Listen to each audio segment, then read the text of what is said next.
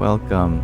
Radhe Radhe. Here today we are beginning another live Sangha as an offering to Sri Radha Krishna, who appear to be a portal into the natural abode behind, which is lovely. As we await our first guests to arrive, as always, allow me to set the intention for this space as being a welcoming, inclusive environment open to everyone, regardless of background, belief system, orientation, ethnicity, anything in which we may feel closed off from or to on the surface. Let us seek a deeper unity in our heart. And any way in which I can make this space more comfortable, do let me know. Namaste, Sky Guardian. Om Sai Ram. And hello, Kaylee. Happy Saturday indeed. Hi, Natalia. I think I mentioned yesterday, but I'll mention today at the start of this live that for the last week of the month we'll be doing earlier time. So today I started at 12 p.m. Pacific time instead of 5 p.m. You like the background, Natalia? I'm happy to hear that.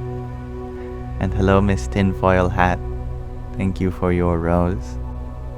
Radhe Radhe. Namaste, Nish. Hello, Ragnahildur. How are you? And hello, Ait Denyup. Valerie Morales, you ask, is diet important to your spirituality? It is important, actually, which is funny, because out of all of the sadhanas, out of all of the observances, diet is one of the most important. There have been great sages, spiritual leaders who have said that, X is not necessary or Y is not super important. I think perhaps the most famous of which is Ramana Maharshi, who was a Maharshi, a Maharishi, a great sage. He would always say that so many things in spiritual life are unnecessary, that even scriptural knowledge was not necessarily conducive to enlightenment. Even meditation he would never advocate for strongly. But he said of all the of all the observances to follow, diet was very important. And that's because of the topic of the three gunas, tamas, rajas, and sattva, that are present in food. They have an enormous role on the effect of one's mind. But we can talk more about that later, as we are just beginning this live.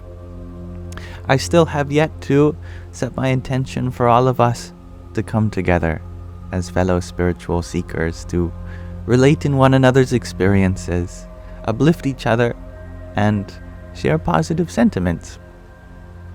And I'm doing well. Thank you, Natalia.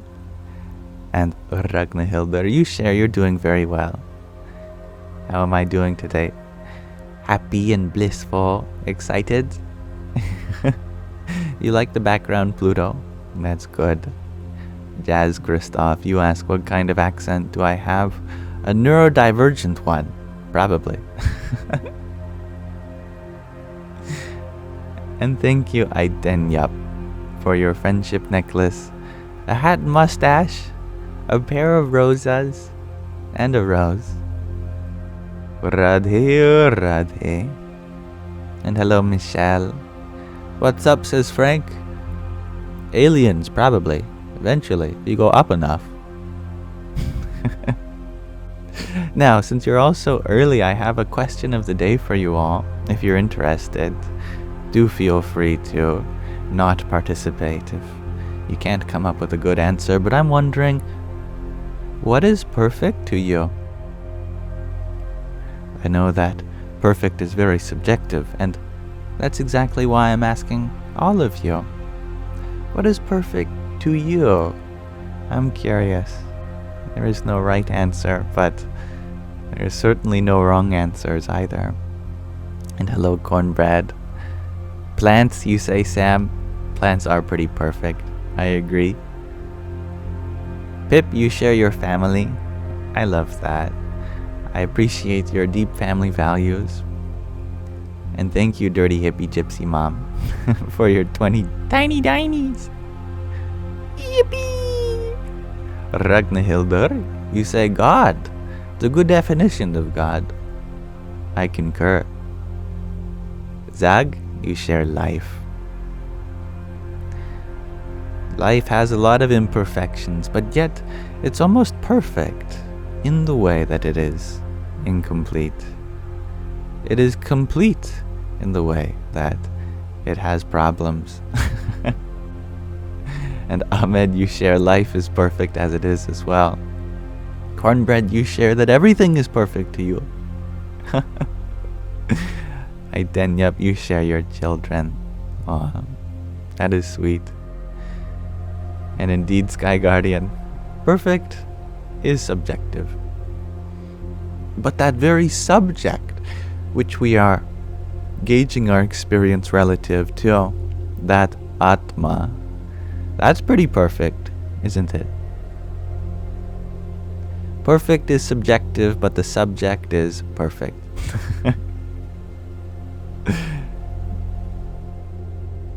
Pluto, you share God plus nature. I like the way you included them both. The Heavenly Father and Mother Nature. Hello, Sean. Thank you, Sammy J. Also, Nicki Minaj, says Pluto. Natalia, you share your cats. Cats are perfect. Get it? And the one who doesn't lie, you share your tomato plants are growing strong. I'm happy to hear that. Jarrett, you share that perfect to you is every moment of every day. So beautiful. Hello, Ashley. Hello, John Wick. Iten up, you share that Yam's lives are perfect. It is a process. Kelly James, you share that perfect is in a moment, then ends and then becomes perfect again. So poetic. The one who doesn't lie, you share that you don't see perfection in mosquitoes, though.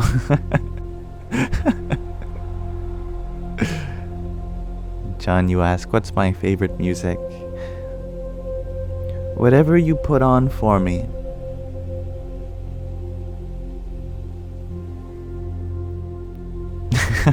That's quite alright, Sky Guardian. You didn't want to force your Advaita beliefs. You are welcome to share them. Sharing them doesn't necessarily mean you're forcing them on others. We are allowed to share without expectations that others will agree with them. And hello, Cat. And Kelly, you agree that cats are awesome. And Cat, you are awesome. Greetings, Ease. You share that Anandamayi Ma is perfect to you personally. The blissful mother, I love her. Hello, Jennifer Sabrina. Kelly, you share the truth that mosquitoes feed dragonflies. There you go. And dragonflies have a lot of perfection in them. I think some of us would agree, I hope. I know I love dragonflies, so beautiful. You love this background, says Aquarius Lady.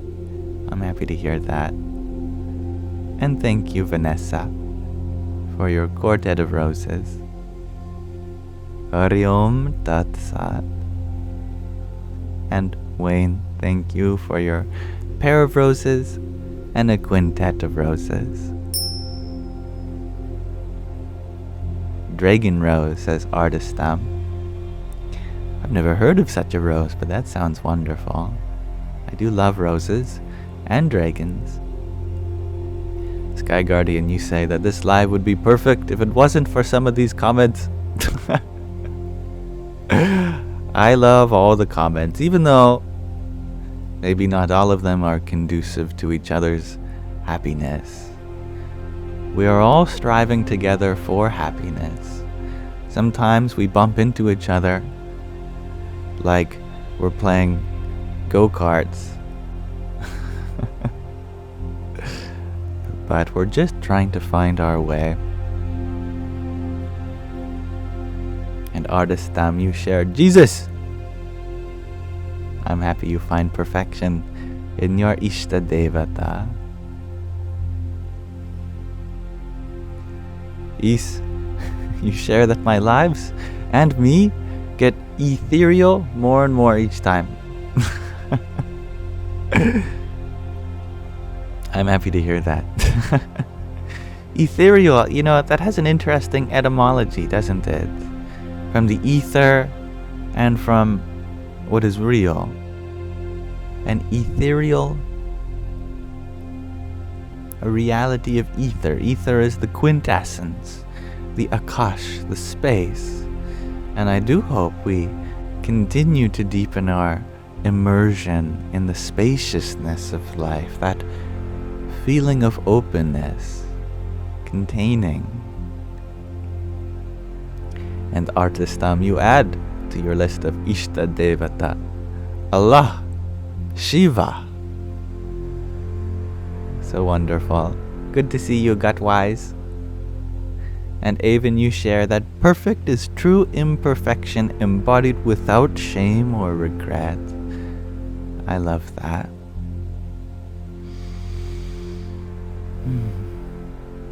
Very relieving, isn't it? And Aitenyup, you share that in your youth you almost drowned in a swimming pool and you were crying. A dragonfly flew in your mouth?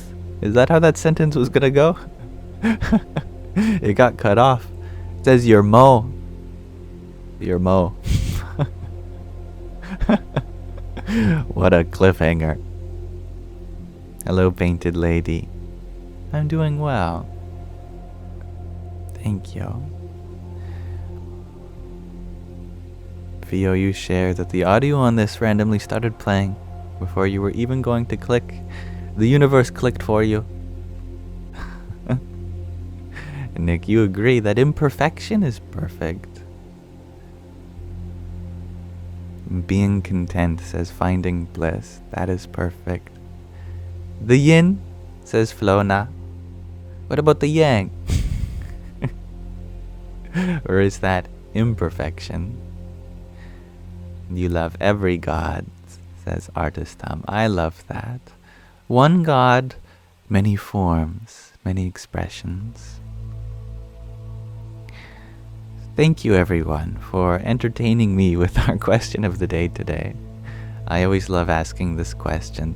I think perfection is such a mystery in many ways because we're all striving for it in some sense.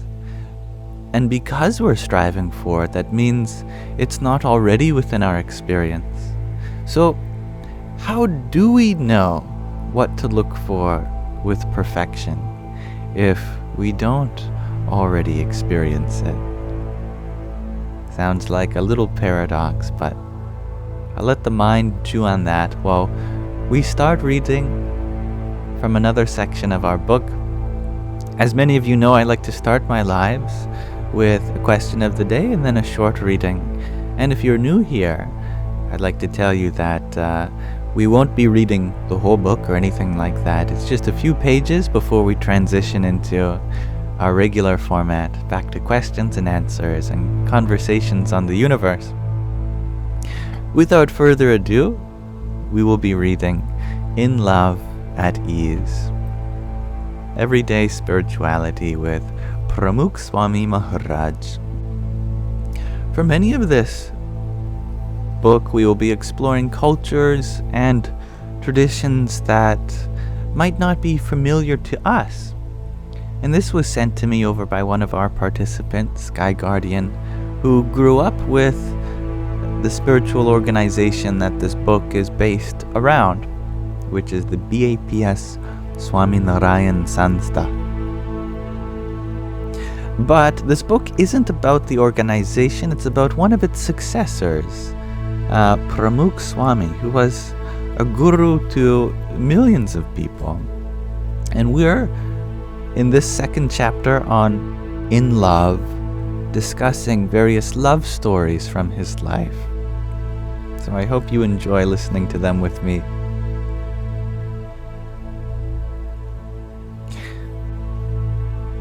Swamishri, a term of endearment for him, made others feel loved and at once empowered to feel capable of loving. Maybe we could learn some of this ourselves. Accepting love is critical to wholesome loving. He mastered the duality of loving and being loved, of being able to provide love and concurrently accept love.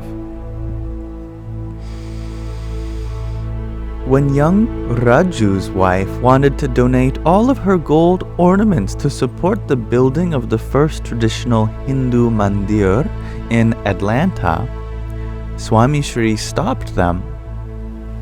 They went back and forth for a few minutes, but Swamishri was having trouble convincing Raju. The youth pleaded, "Swamishri, my wife will be devastated if I take all this back to her. She has already donated all of her gold in her mind. Please accept her love."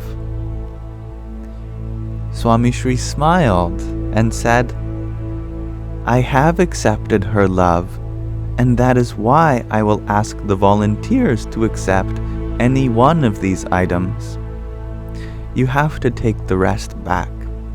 You already volunteer full time and have 2 young kids. Give, but in measure." The debate continued as Swamishri walked into his bathroom. After about 12 minutes of disagreement, both the guru and disciple were in tears, touched by their mutual love for each other. Swamishri accepted Raju's wife's gift for the mandir construction project, but only after returning her wedding ornament. "Raju, how can a father accept his daughter's marriage shringar, wedding ornaments? These you will have to take back. No debate." Raju conceded. Raju and his wife share this incident even today as their most memorable moment with their guru. Not because the guru loved them by giving back, but because he accepted their love by taking.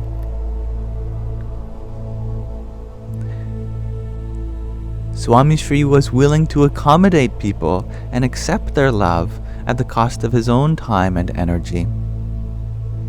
Swamishri slowed his pace or changed his course to make people feel loved. Once, Swamishri was traveling from Thorana to Kalesar in Gujarat. En route, he stopped for a bhadramni, a spiritual house visit by guru or sadhus, on the side of the highway under a small tin canopy in the middle of a large dusty field. It was about 11 in the morning, and the afternoon sun was starting to bear down overhead. Swamishri had scheduled 2 more bhadramnis before having lunch in another village. The elderly farmer was threading large yellow scentless flowers on a string, one at a time. It was taking what felt like forever. Swamishri sat still and at peace.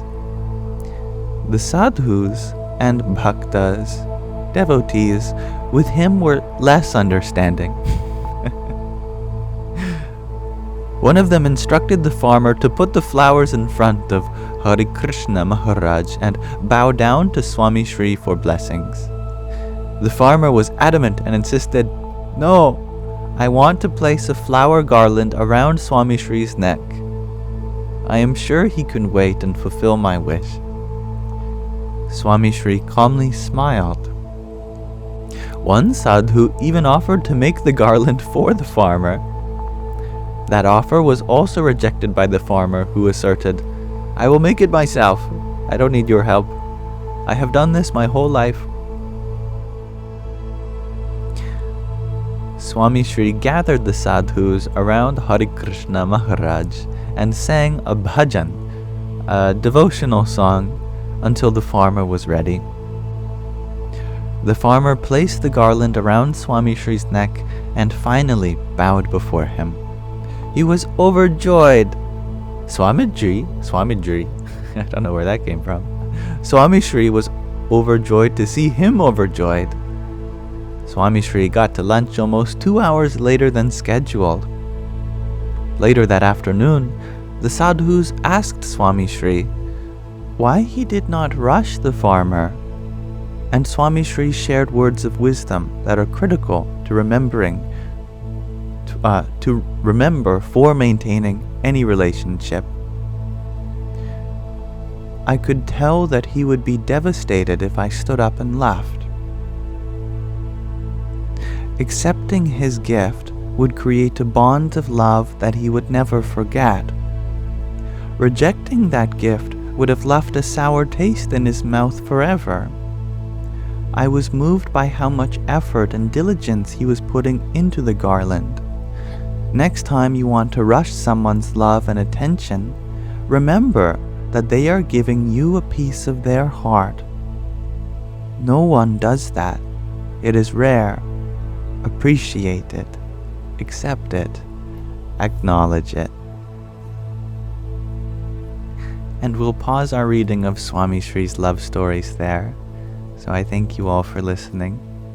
And we may return to our regular format of questions and answers now. I hope this book has been serving you as it has been serving me so far. Thank you, Sky Guardian.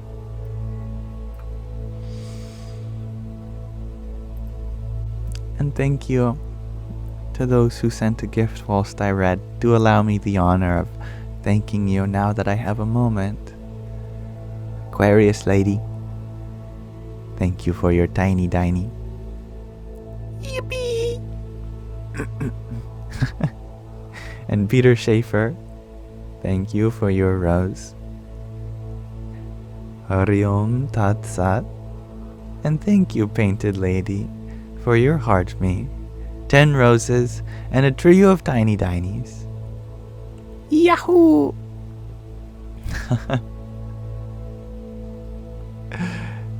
Artist you ask if I know Leonardo da Vinci. Not personally. Maybe in a past life. Aquarius Lady, thank you also for a 12 roses. And Liz, thank you for your heart me. Hari Om Tat Sat. And good night, feline. Is that what bonsoir means? If I remember correctly. You are watching with Mama. She is watching with you and she enjoys it. Well, hello Mama to feline. I remember you sharing that you were going to watch this with your mother this weekend, and I am so happy to hear that you followed through with that, and I'm grateful to have her a part of this live today as well.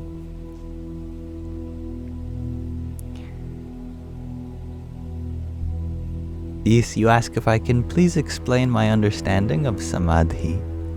Certainly. And Melinda, thank you for your friendship necklace. And thank you, Pino Meow, for your rose and finger heart too. Radhe, Radhe. Hello, Jackie. Thank you, Sazrar, for your heart me. Namaste. And Simon, thank you for your donut. Hari Om Tat Sat. Thank you, He, for your rosa and rose too. Jai Sita Ram. And thank you, Feline, for your pair of roses. One from you and one from your mom, I gather.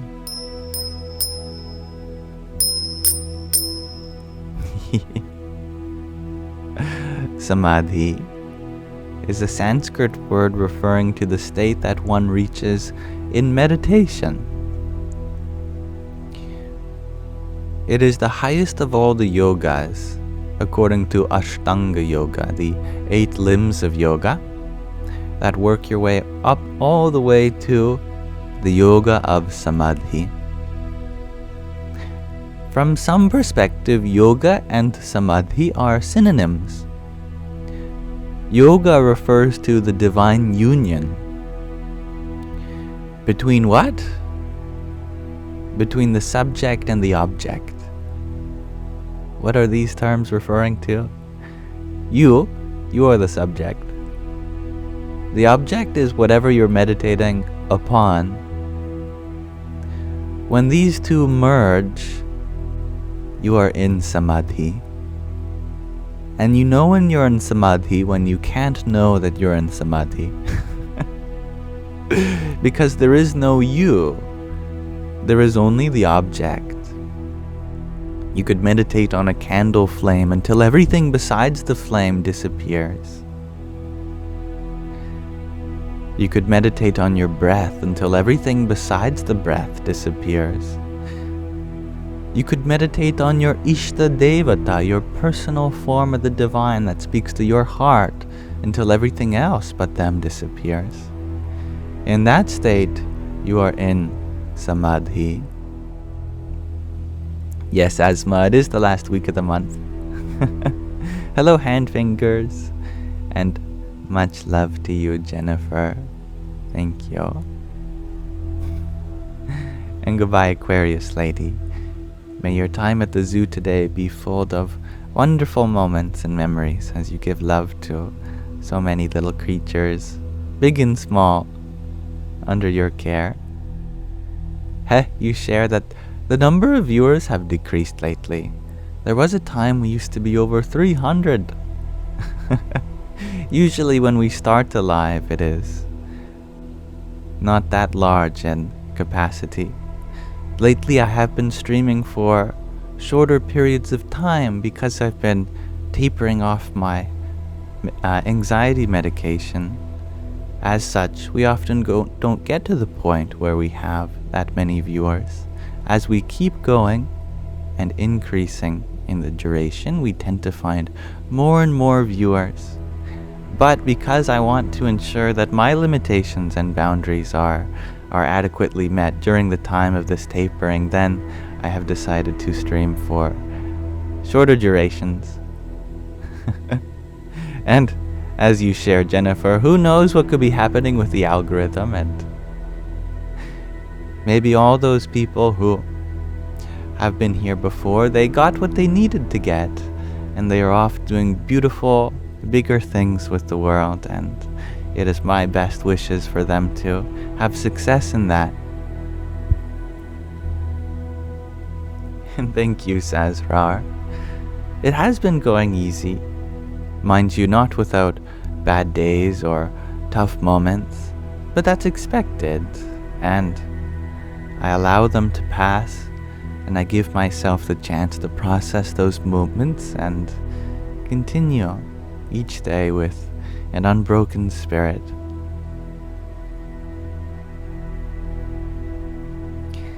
You share G to infinity, the 8 limbs of yoga: Yama, Niyama, Asana, Pranayama, Pratyahara, Dharana, Dhyana, and Samadhi. And if you notice, there is a subtle chain of taking your awareness more and more inward with those yogas. Yama is all about the things to engage in with the world. Niyama is the things not to engage in. Asana is how you hold your body. Pranayama is how you hold your breath.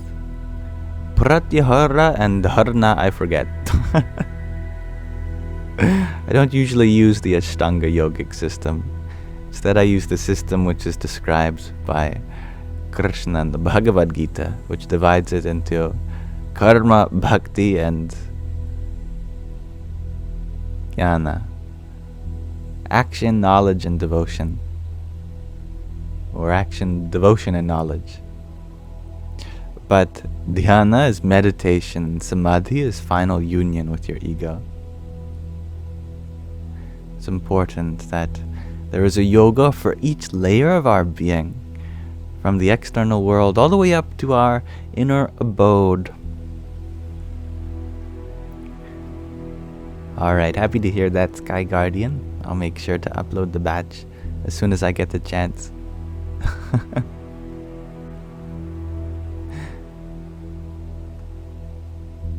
Thank you, Asma, for your heart me a moment ago. And Annalie, thank you for your heart me. Hari Om Tat Sat. And thank you, Claire, for your heart me. Pair of team bracelets and 5 tiny tinies. Yippee! Almost choked on my own saliva, breathing in. Hello, Lucy, and I'm glad you enjoy the waterfall I rose. Artistum, you ask if samadhi means ending of life. That's Mahasamadhi, the great samadhi, where you merge with the infinite, leaving your body behind. But there are many kinds of samadhi that certainly do not end the life of your body, but in fact increase it, and you become ever so alive. And Saki, thank you for your rose. Grandpa Gucci, you ask, what do I do for work? I do nothing for work. Instead, I have been living off the generous contributions that happen here during the live stream. Although it's never expected, I greatly appreciate it, and my living expenses are small, such that what I do make from these live streams alone, they cover all of my expenses, from my toiletries to the food that I put in my body, as well as my therapy and medication.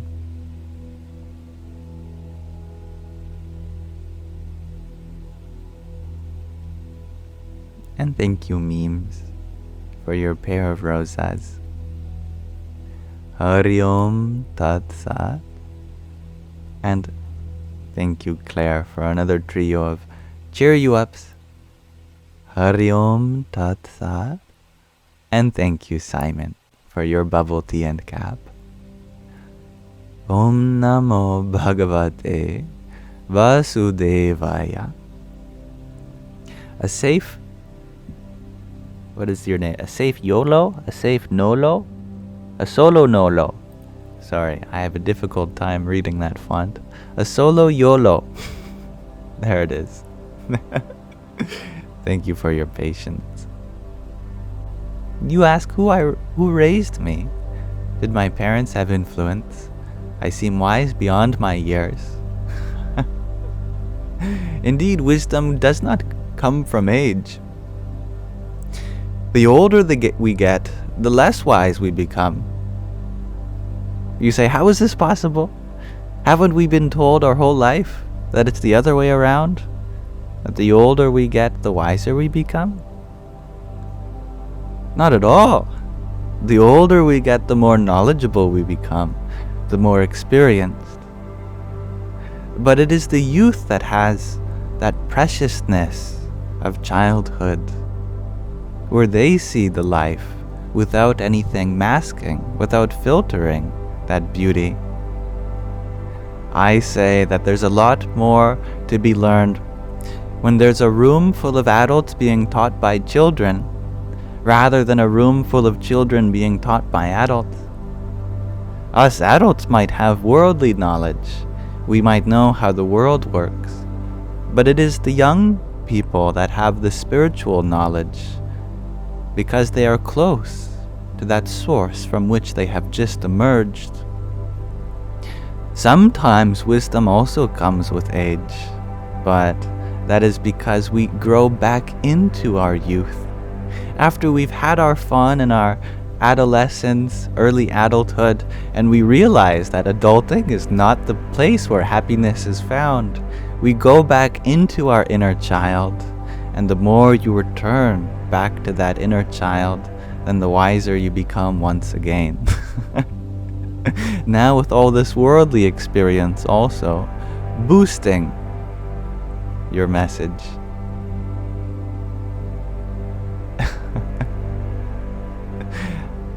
But I was raised by my parents and everyone else in my life. My parents have had a big influence on me, and yet my personality is of course unique in its own ways. And thank you, Usha, for your tiny. Yippee! And for your finger heart and rose. Hari Om Tat Sat.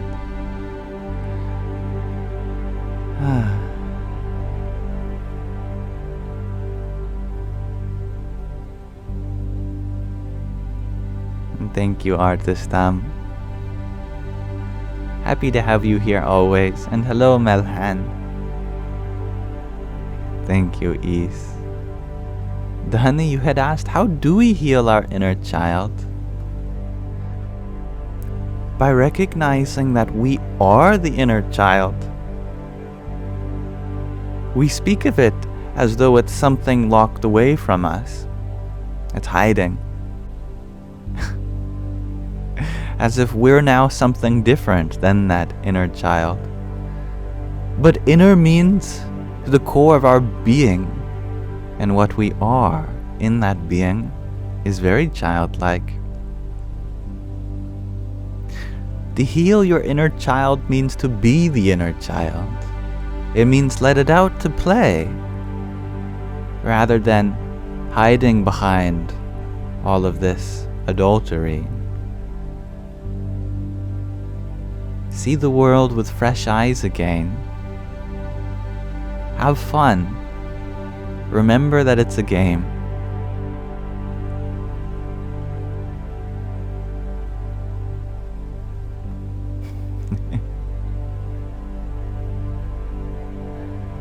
Philan, you were wondering, where did I learn my knowledge and how come I've been interested in yoga, Sanskrit, mantra? I think it has a lot to do with Samskaras. That's another Sanskrit word, which means impressions that carry over from your past life.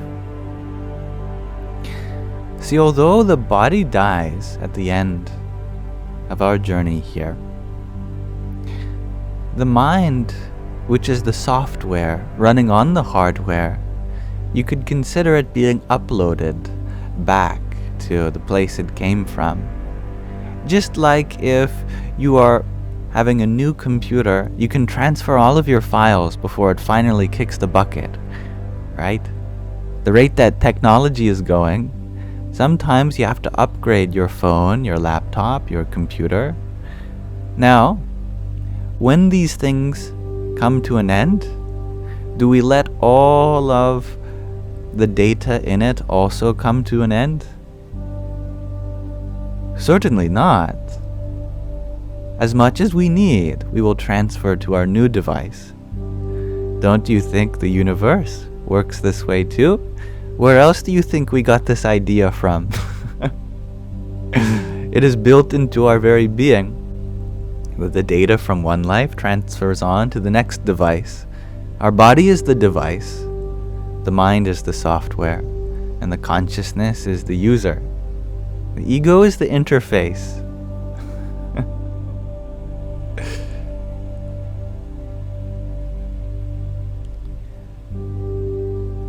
It was a rather spontaneous thing for me that I started learning about these things. If you were to trace a path through my childhood, you probably couldn't come to a definite reason why I became interested in these things. In university, I was studying mathematics, and then out of the blue I thought, why don't I read the Wikipedia page on the Buddha?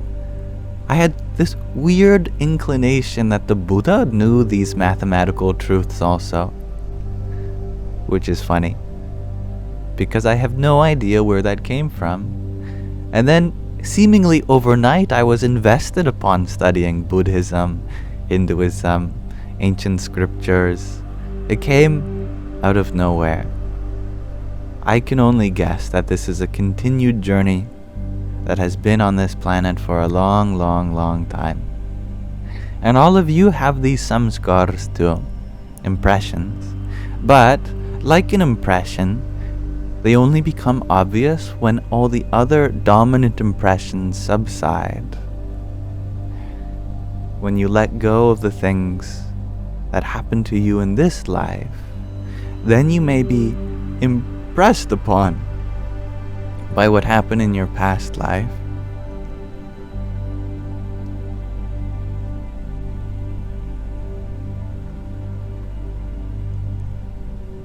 Hello, Cornelis. Welcome. I saw a question that He asked a few minutes ago that I had yet to respond to.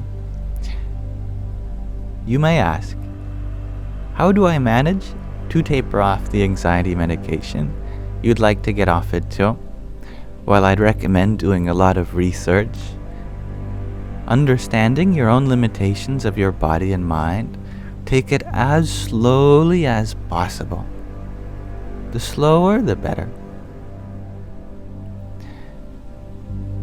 The type of tapering depends greatly on the type of medication, and I'm no doctor. I certainly can't give medical advice, so work with your doctor. Express that you would like to taper off, but you'd like to do it properly. That would cause the least stress. Explain that you're very sensitive to change in medication, and therefore you want the transition to be as easy for you as possible. Some medications have longer half-lives, some have shorter. Some come with solid pills, other in liquid capsules. Therefore, the kind of tapering is going to be different on your body's needs and the medication. So do a lot of research and see what works best for others and given the kind of medication that you're on.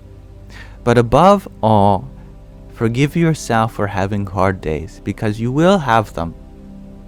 Unless by a miracle you are able to go off it without bad days, then that is something that comes only from grace. And in that you are very, very, very blessed. Until then, when that grace becomes obvious, take it easy, forgive yourself, and accept that the change will be a challenging one, but you are surrendering short-term gratification for long-term satisfaction. And that is an important thing to keep in mind. And if you feel like you're not ready to go off of medication, that's okay also. There's nothing inherently wrong with being on medication. It can be very helpful. And as Swami Tadatmananda said, in this age, we need all the help we can get. And if for you that includes the help of modern science and medical technology, use that. It's only if you're crazy like me that the spiritual path is demanding of you to unlock your highest potential. Then maybe you can start to question these things, but it's certainly not necessary. I'm just naive enough to attempt trying to find a kind of natural balance from within. I'm not crazy, I'm inclined. I like your positive reframing, Yis. That's always a good practice. And thank you, Feline, for your pair of roses. Hari Om Tat Sat. Simon, you share that you're on diazepam and trying to leave it. Halfway there. I'm so happy to hear that for you. Halfway is a long way. You've come so far already.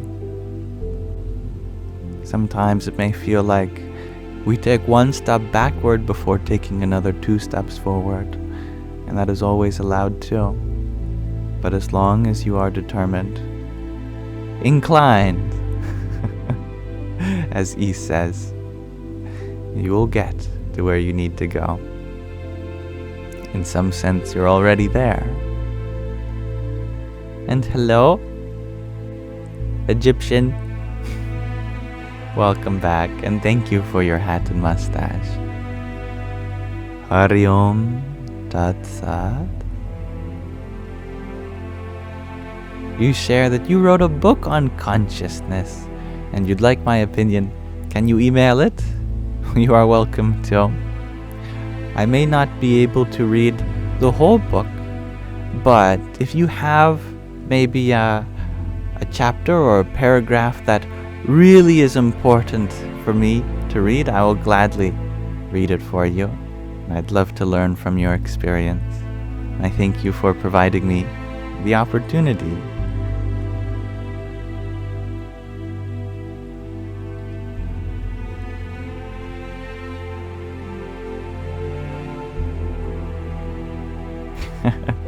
Slow grass over no grass, says East. Those are great portmanteaus. I like them. You're very welcome, Hat and Catwoman. Painted Lady, you had asked, if I have a friend who's treated me very badly, but they are having a bad time, should you stay with their friend? Absolutely. Because friendships are not about give and take, give and take. Businesses are built on that principle, and friendships are not businesses. Love is all about what I can give, without worrying about what I can take.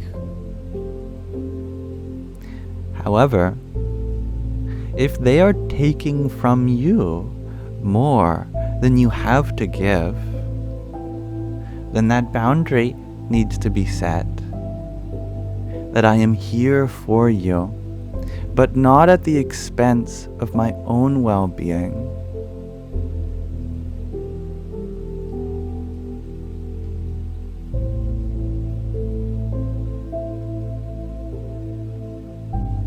I will love you as much as in my capacity, but not an inch more, for then you diminish my capacity to love you.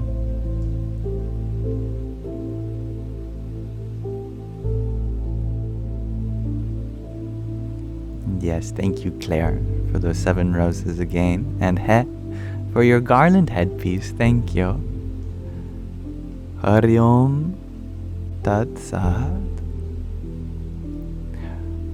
Artist Drum, you ask, do I know all the characters of the Mahabharata and Troy?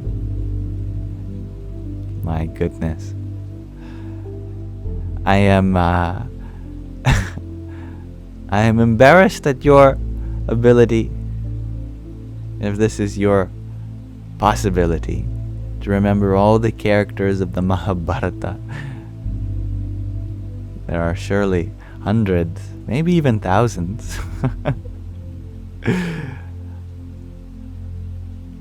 Of the Mahabharata, I am familiar just with the Bhagavad Gita, in which there are just a couple of characters: Krishna, Arjuna, Duryodhana, Dhritarashtra, Sanjaya.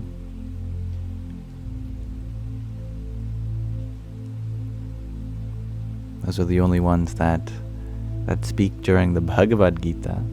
But I would love to hear the greater story in which the Bhagavad Gita is encompassed. Mahabharata. And thank you, VYV Fragrance, for your rose. Hari Om Tat Sat. And about Troy, I am not familiar with Troy at all. At least not in this lifetime. And thank you, Lily Moore.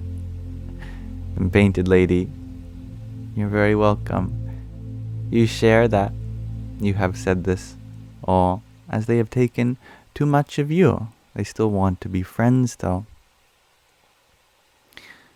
If they want to be friends, that means they want to be giving to you as well. They might brush all of that taking from you under the label of friendship, but actions speak louder than words. Are they actually looking for a friendship where you agree to give each other as much love as within your capacity? If so, then of course it's a worthy relationship of pursuit. But not everything we use English words to describe actually fall into the labels that we imply.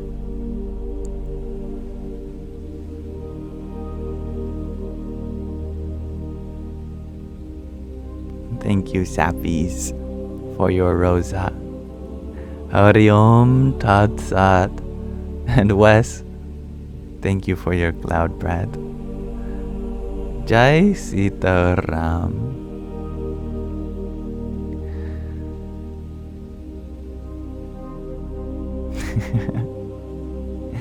Mothering addiction, you share that I give the absolute best advice in the most kind way. Well, I take it from my mother, who gives good advice in her kind-hearted way as well. Jonathan, you had asked, why is life so unfair? Or does it only seem that way? We all have unique karmas. We all have unique samskaras. And we all have unique inclinations. Our personalities are different. Therefore, we all experience different pathways through this world. But our source and our destination for all of us is the same. And no one is ever devoid of the possibility of happiness. That is our birthright. It may take multiple lifetimes, but we will arrive, slowly but surely. And although it may seem like the suffering in this world is some defect, it is actually the greatest blessing. And it's very difficult to see that point, especially when we have experienced so much of it ourselves.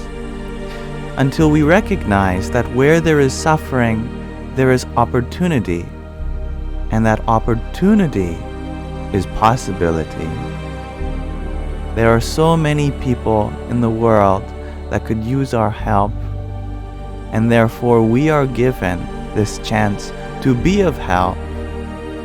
And that help that we can be of is the gift from the world to us, as it strengthens us, gives us the ability to hold more space for emotion, distress, and in the challenges and adversities, we grow. We become wiser, more learned and experienced. And on this evolution, this journey of eternal souls, we grow and grow and grow.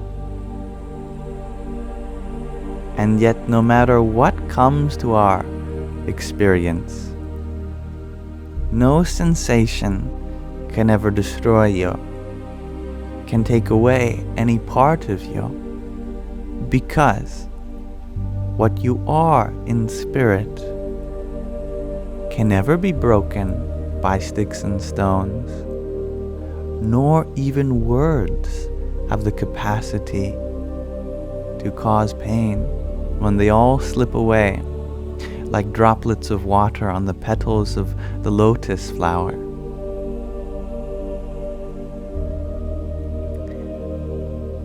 Fire cannot burn it. Water cannot wet it. Wind cannot dry it. And a sword certainly cannot pierce it. It is not confined by this abode of flesh and bones, which sleeps, decays, and dies. It is eternal consciousness, the Lord of the earth and skies.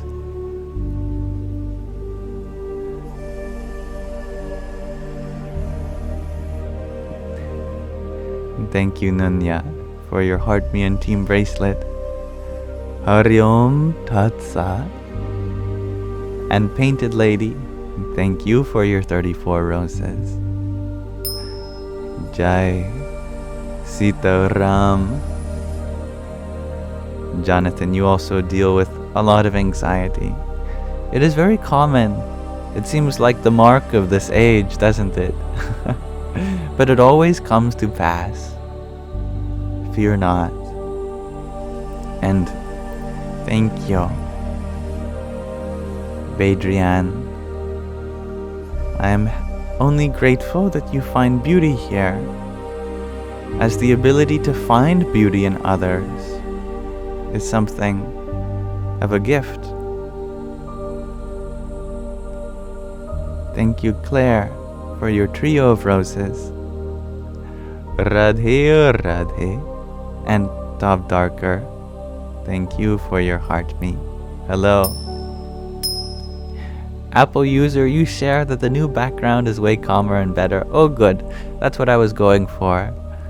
I know that sometimes traveling through space can be alarming, being so distant from home. How am I feeling today? Asks Apple user. I am feeling nervous, inspired, and blissful, and a little hungry.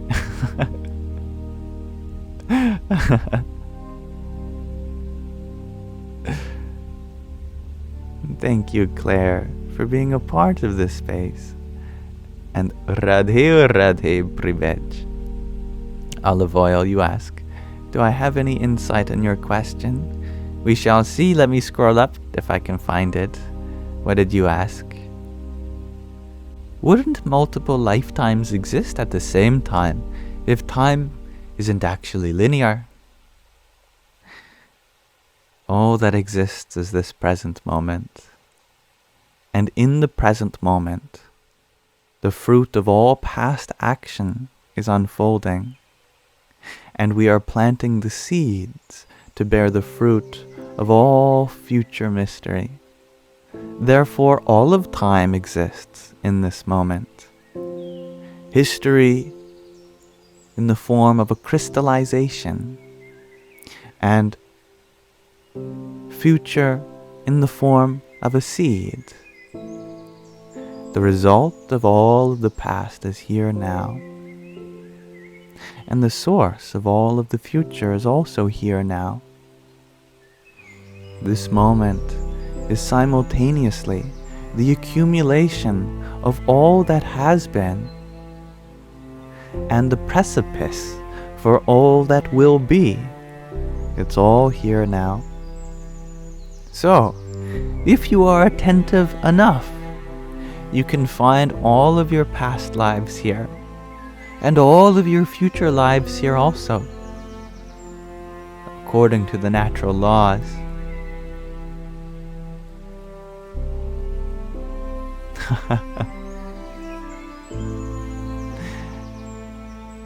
Thank you, Simon, for the quartet of Let 'em Cooks.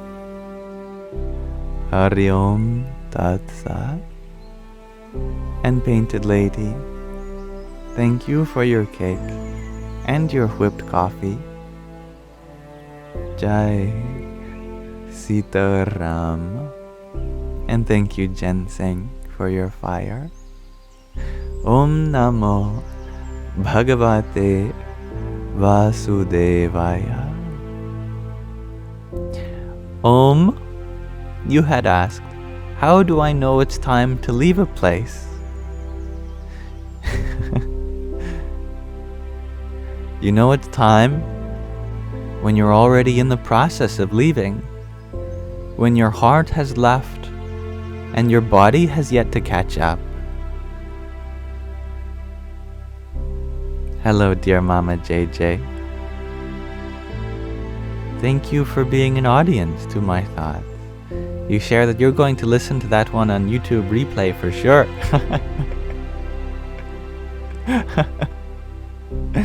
It is there for you. G to Infinity, you ask, have I had water at least? Not yet, but By your wish, I can take a sippy sip right now.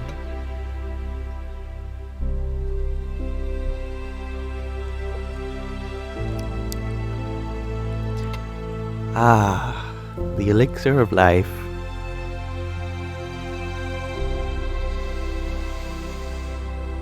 Om, you share. You found that beautiful. You were worried about it, but that made you less worried. Oh, good. Sometimes we may look for our feelings to transpire.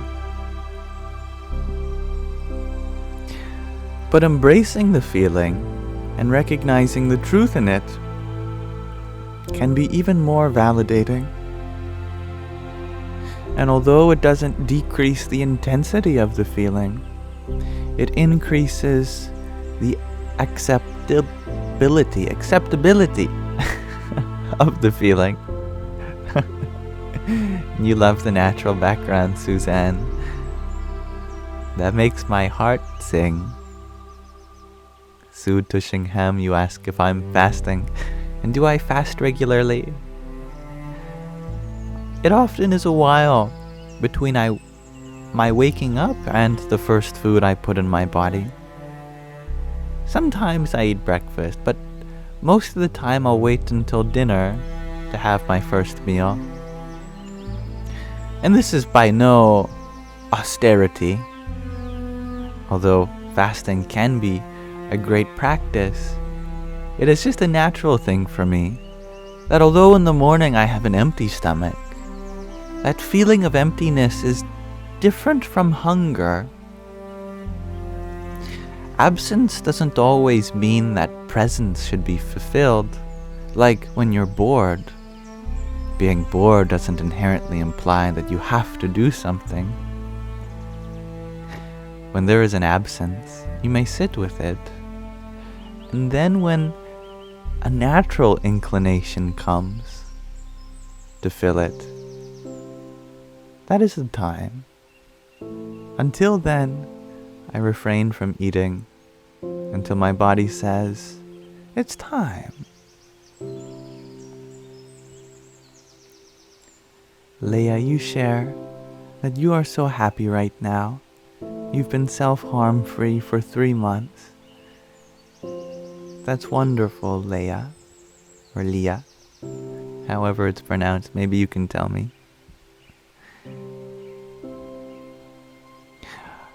I feel like those who do self-harm, and of course, without further ado, this is a trigger warning for those whom are uncomfortable with this topic, but I promise I'll be gentle. The spiritual journey is very real for those whom have participated in such an act. It is a kind of austerity, but not one I'd recommend. Austerity means that you deny yourself pleasure, and perhaps even take on pain, because you are trying to force yourself into some change. There are ways of being austere that do not cause unnecessary harm to the body. Fasting is one of those. Studying, a more common one, or exercising. There is a lot of pain that happens in all of those things, but pain that is supportive of your growth. Although I would never wish that pain on anyone, if you are experiencing pain, I hope that you can find the way to transmute it into courage, into change, into transformation. The more we tell ourselves that it's okay to feel this way, to hold space for that pain, then it begins to blossom into such a beautiful expression of spirit soul.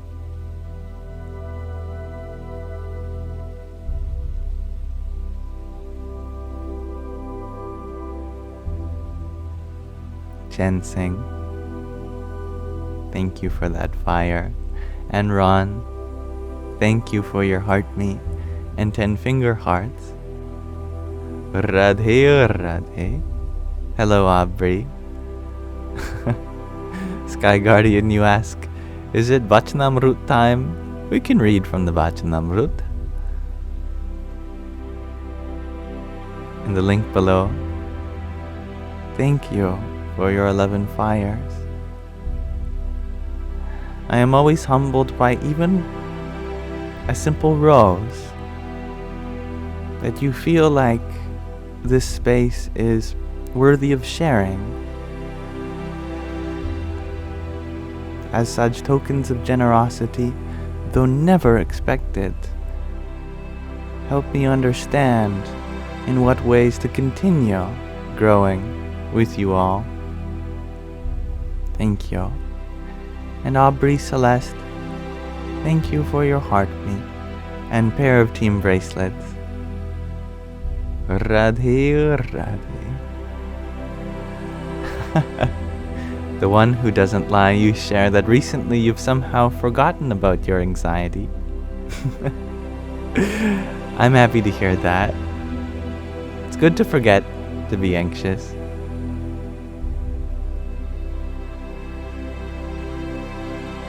Om, you ask, what is art? Art is one of those things that evade definition. Whenever you find one of those things which people debate over the meaning of, then you know you found something real. People are forever mystified by what love is, by what God is, by what consciousness is, by what meaning and purpose are. All of these things that struggle to be expressed in simple or even complex terms, they are the most real of all the things. Art is one of those. All of us have an experience with it, and yet none of us know what it truly is. And yet that speaks a lot more than any positive answer, wouldn't it? Aubrey, you ask, how do I do that cool thank you at the top? That's from streaming on TikTok Live Studio, which is a proprietary streaming software just for TikTok that is available on Windows computers. I could move it around. I could even move me around. Ready? Alright, goodbye everyone. I'm going to sink into the netherworld. See you later. Now you're just in nature with the sound of my voice.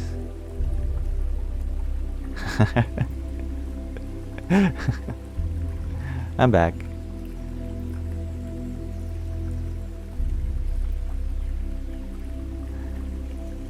Sky Guardian, you recommended that we read from another section of the Vachanamrut, Spiritual Discourses of Bhagwan Swaminarayan. Let us read from another passage. Today we are reading Gadhada 1:38. A merchant's balance sheet.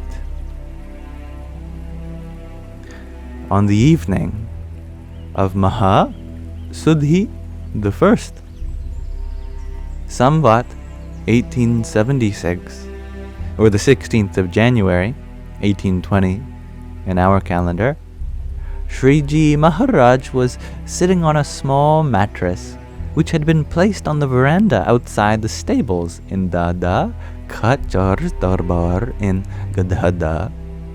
He was wearing a white case and had tied a white red-bordered phaeto around his head. He was also wearing a richly embroidered angarku and had covered himself with a thick white cotton cloth. At that time, an assembly of sadhus, monks, as well as devotees from various places had gathered before him. After glancing at all the devotees, Shriji Maharaj thought for a considerable length of time and said, "Please listen. I have something to say." He then continued, "From the time a satsangi, a participant, enters the satsang fellowship, a gathering of spiritual seekers, they should examine their mind by thinking, 'In the first year, my mind was like this. Then it was like this. Previously, I had this much desire for understanding that source energy, God, and this much desire for the world.' In this manner, they should repeatedly reflect on this yearly total of desires and always strive to gradually, yet constantly, eradicate all worldly desires that remain in their mind. If, however, they do not introspect in this manner and allow those desires to accumulate, then how will they be overcome? Consider, for example, the analogy of opening an account with a merchant. If one settles one's debts to them regularly on a monthly basis, then it would not be difficult to repay the debt. But if one waits to pay until the end of the year, it would be extremely difficult to settle the account. Likewise, one should introspect constantly. In reality, the mind is saturated with desires for the world. But in the manner of which sesame seeds are imbued with scent, by patting them between alternating layers of flowers, the mind should be similarly saturated with flowers in the form of constant remembrance of that source, God's divine actions and incidents, coupled with an understanding of that glory. The mind should constantly be entangled in a web in the form of these divine actions and incidents of the divine. And thoughts of divinity should be constantly conceived in the mind. As one thought subsides, another thought should be conceived. As the second thought subsides, a third should be conceived. In this manner, the mind should not be left idle. Saying this, Sriji Maharaj narrated the example of the ghost in detail. Thereafter, he continued, "Even if one begins to recall the divine incidents, discourses, and darshan, divine seeing of God, of just one day in this manner, there would be no end to them. If that is so, then there would certainly be no end to them for one who has passed 10 to 15 years in satsang, spiritual fellowship. These divine actions and incidents should be recalled in the following manner. Maharaj and the Paramahansas, great saints, held an assembly in this village. In this manner, puja was offered to Maharaj in this manner, and discourses took place in this manner, etc. Which is exactly how every passage in this book starts. Those divine incidents of God should be recalled over and over again. Moreover, for one who does not understand much, this is certainly the best method. Pardon me. In fact, there is no other method like it. May you get the name of this book, asks the Dr. Denise. You may, and I forgot to show the cover in case anyone was interested while we read there. The Vachanamrut, Now I will warn you all, this does appear to be a longer passage today. We have 4 pages left to go or so. But they are small pages. Then you may say, we wish to take very little food and wish to observe many fasts. But I do not stress those methods. One should abide by those methods as best as one can according to one's given niyamas, their aspirations, inclinations on what not to do in the world, the injunctions. But what is truly to be done is what I have just described to you. Thereafter, Sriji Maharaj said, I believe that the mind should be free of worldly desires. No matter how much pravritti,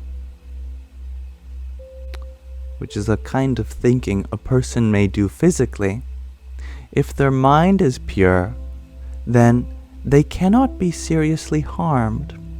Even though outwardly, in society, a person engaged in pravritti appears to be discreditable. On the other hand, if a person's mind is full of worldly desires, and they are superficially behaving as if they are practicing nivritti, a lack of engagement in worldly thoughts, then they may appear to be respectable in society, but their jiva, that individual soul, will suffer severely. Why? Because at the time of death, it is those thoughts that are in one's mind that spring forth, just as the fawn sprang forth in Bharatji's mind during his last moments. Bharatji, or Bharat, is a name of a great king who lived long ago in India. India today is known as Bharat in most Indian languages, as the endonym for the subcontinent. The king, Bharat, is famously known for having a moment where at the end of his life, he felt great pity for this fawn who had fallen prey and hurt himself. He had loved the fawn greatly, which is good, but he kept his mind attached to the fawn, and therefore at the time of death, what remained in his mind was the fawn. This is only a problem because the last thought in one's life is what determines their next life, according to Hinduism. Therefore, Bharatji, the great king, got reborn as a fawn, and as a fawn he was unable to do spiritual austerities. As a result, he became a deer in his next life, even though he had originally renounced the kingdom. And Rishabdev Bhagwan was his father, a divine being. Therefore, to remain free of worldly desires, mentally, is my principle. By observing fasts, the mind does become weak along with the body. But when the body becomes robust again, the mind becomes robust as well. Therefore, mental renunciation is required along with physical renunciation. In fact, one whose mind entertains thoughts of God, but not thoughts relating to the world, should be considered eminent in our satsang fellowship. Conversely, those who do not do this are inferior. Furthermore, a householder should engage in worldly activities physically, but mentally, just like the renunciant, they should also remain free of worldly desires and should contemplate on God. Also, they should engage in social activities according to the command of God. Moreover, if mental renunciation is not genuine renunciation, then what about King Janaka, who was another great king? whose mind was like that of a great yogic master, despite ruling a kingdom. Therefore, only renunciation, which is cultivated mentally, is appropriate. Sriji Maharaj then explained, if impure thoughts arise in one's mind, one should reveal them. But, as the saying goes, only a dog would lick a dog's face. Or, when a married woman goes to a widow, the widow says, "Come, lady, may you also become like me." Similarly, to reveal one's thoughts to a person who also experiences impure thoughts like oneself is like the aforesaid examples. To whom, then, should one reveal one's impure thoughts? Well, one should reveal them to a person who is strong-willed, that no impure thoughts relating to the world arise in their mind. However, there may be many who do not experience such thoughts, so out of those, one should reveal one's impure thoughts to a person who denounces those thoughts after listening to them, and who continues to denounce them in all of one's activities, i.e., while eating, drinking, sitting, standing, etc. And there was another aforementioned quote that was in Gujarati, which I don't think I know how to read, although it is very similar to Devanagari. But in the footnote they give translation and transliteration. Sapne gher parono sap muk jatine valiyo ap. When a snake becomes a guest to another snake, as the host is also a snake and will have nothing to offer, the guest snake's reward will be nothing more than an opportunity to lick the host's face.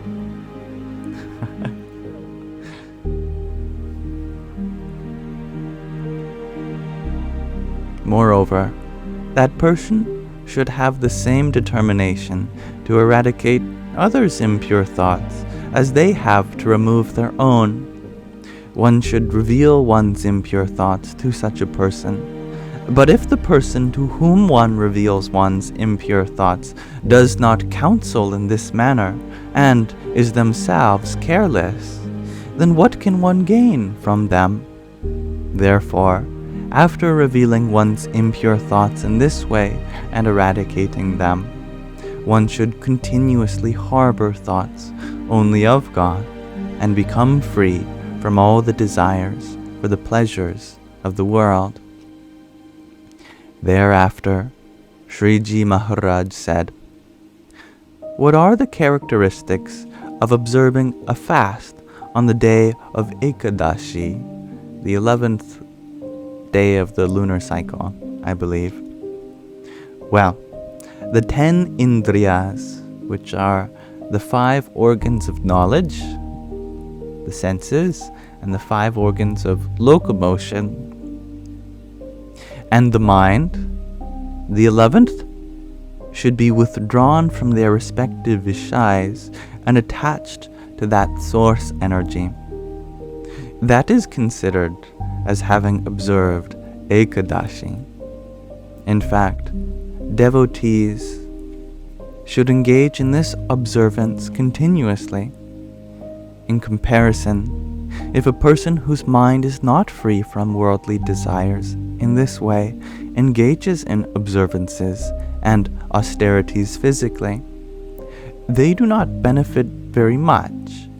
Therefore, observing their own dharma, righteous duty, and understanding the glory of that source, a devotee should maintain a constant effort to free their mind of worldly desires. Sriji Maharaj then explained, "A true renunciant is one whose mind never entertains a desire for objects that they have already renounced, just as one harbors no desire for feces once they have been excreted. Wasn't expecting that. Similarly, no desire arises for renounced objects. Thus the related verse which Naraji narrated to Shukaji. Here we have some Sanskrit. Tyaja dharma madharmam cha. From the Mahabharata, the Shanti Bharva Moksha Dharma. I don't know what it means. I don't think it gives a translation either. Oh, it does. My apologies. The essence of that verse is renouncing all objects except the Atma, the true self. One should behave only as the Atma and worship that source. Such a person can be called a perfect renunciant. Furthermore, householder devotees should behave in the manner of King Janaka, who said, "Although my city of Mithila is burning, nothing of mine is burning." Thus the verse, some more Sanskrit, Mithilayam pradhi ta tam name dahati kinchana. From the Mahabharata, Shanti Parva Moksha Dharma as well. I don't know if it gives a translation for this one though. A householder devotee with this type of understanding, even though they may possess a house, is a true devotee.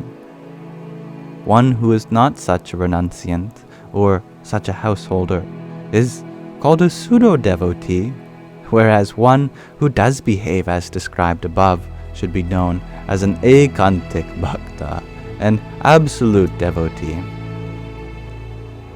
Thereafter, Senior Atmananda Swami asked Sriji Maharaj, "What are the characteristics of the Jivatma, the individual soul, which is distinct from the body, the Indriyas, the senses, and the Andhakaran, the whole mind, and their presiding devas?" Sriji Maharaj replied, "I shall answer that question in brief. The jiva is the speaker that elaborates on the nature of the body, the indriyas, etc., and explains their natures separately to the listener. That speaker also endorses the body, indriyas, etc. It is the knower and is distinct from all of the above. That is called the jiva. Also, the listener, which understands the forms of the body, indriyas, etc., as being distinct, which endorses them, which knows them, and which is distinct from them, is also known as the jiva itself. This is the method of understanding the nature of the jiva." Sriji Maharaj spoke in this manner.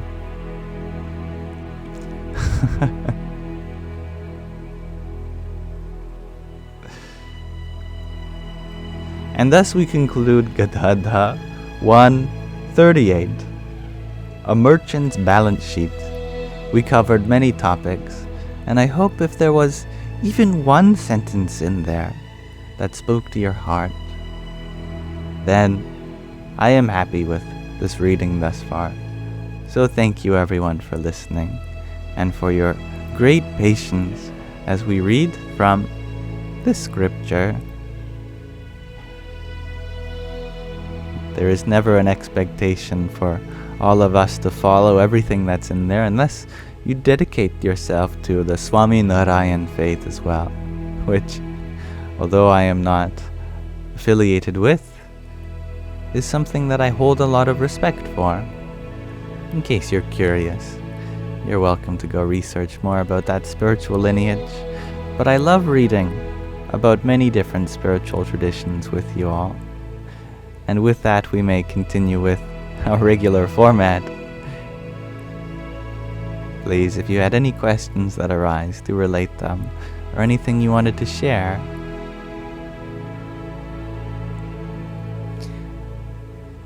And thank you, Holy Potato, for your quintet of ice cream cones a few minutes ago. Hari Om Tat Sat. And thank you, Ambrosia. And Vladimir, thank you for your tiny diny. Yippee! And Vladimir, thank you for your popcorn as well. Ragnahildur, you share that this reading reminds you of Proverbs 16:32. Should I even attempt to find it in this gargantuan Bible that seems to have a table of contents that does not align? I will try. Let me just see. According to the table of contents, where it's supposed to be, and perhaps we can search around.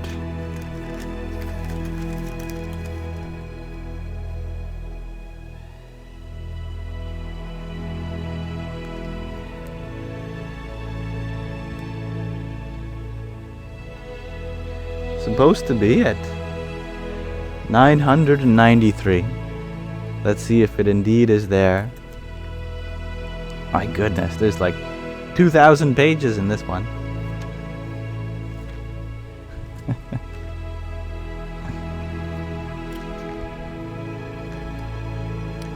Song of Songs, the Psalms. Proverbs, finally. Here we are. 1632. Let's see.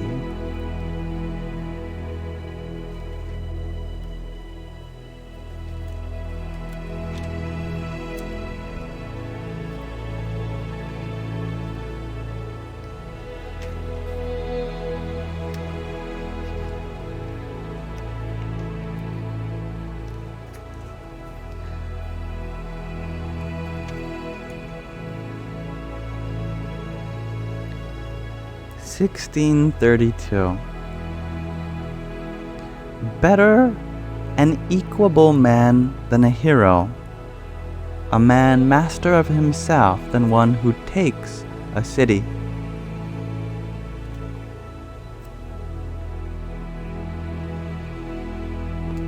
I love that.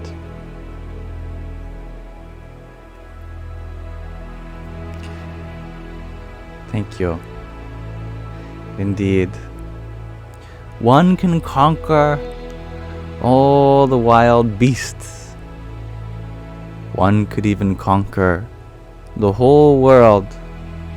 But who can conquer their own self?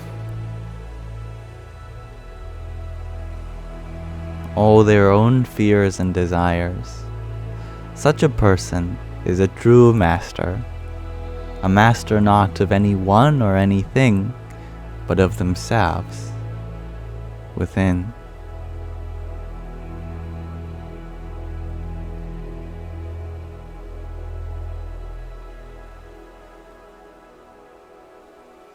And hello, Artemis. You love the background. So calming. I'm happy to hear that.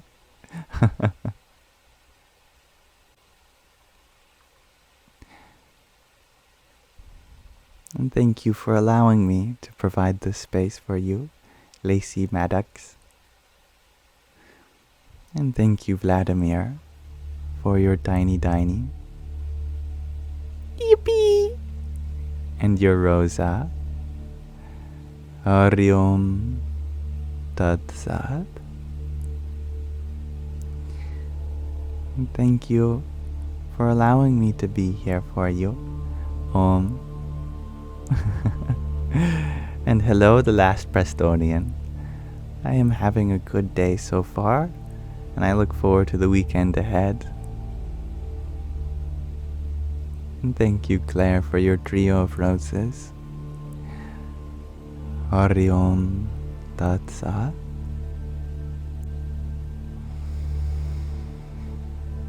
Nikki, you share that my voice is so soothing. I believe that It is always important to speak in such a manner.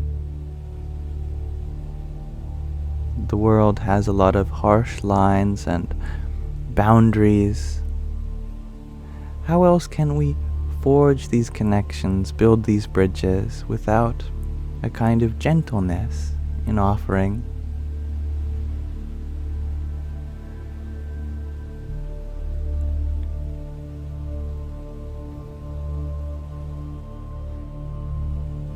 And I certainly can't take credit for changing your life for the better, Vladimir. Your life is your life. If it has changed, then you can thank your effort with combination with the grace of the universe, that source.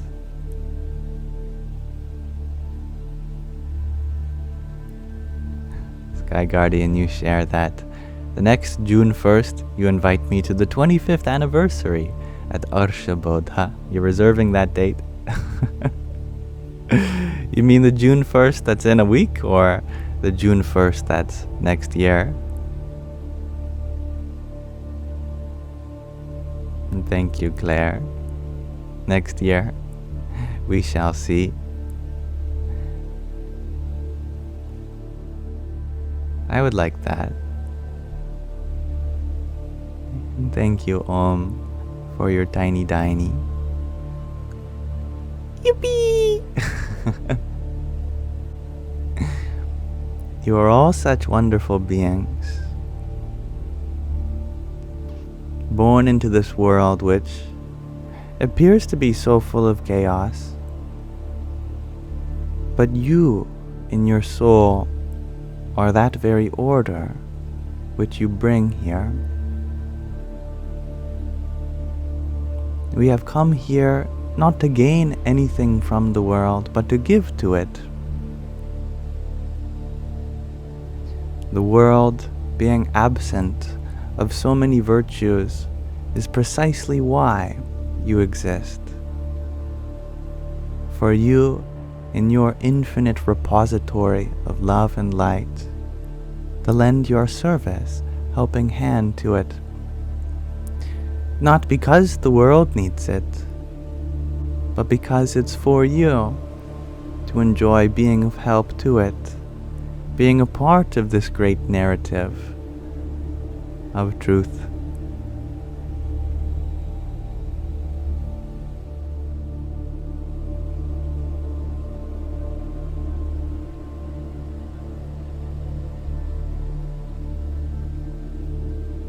And hello, Kathleen. Welcome.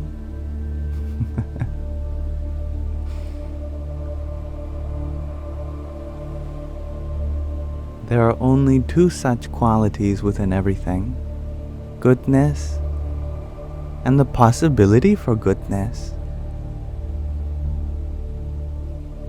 Some may see that there is good and there is evil, but evil is secretly another form of good. It's the good that has yet to be. There is that which is and that which is becoming. To be and to become. Good is what is, and bad is what is yet to be. There is a possibility there for growth, and if you see the potential in it, then you bear witness to that source. For there is no greater source than the potential itself. That potential exists in you, just as it does within everything. If you become more aware of that potential, then that is what it means to see God.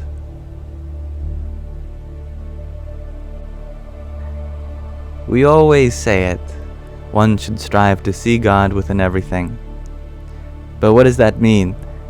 Is it like a Where's Waldo search? Or, from a certain angle, suddenly this being appears, and he's with you everywhere? Maybe in abstract, but practically, it's more simple. to see that potential within everyone and everything, including yourself. That is what it means to see God.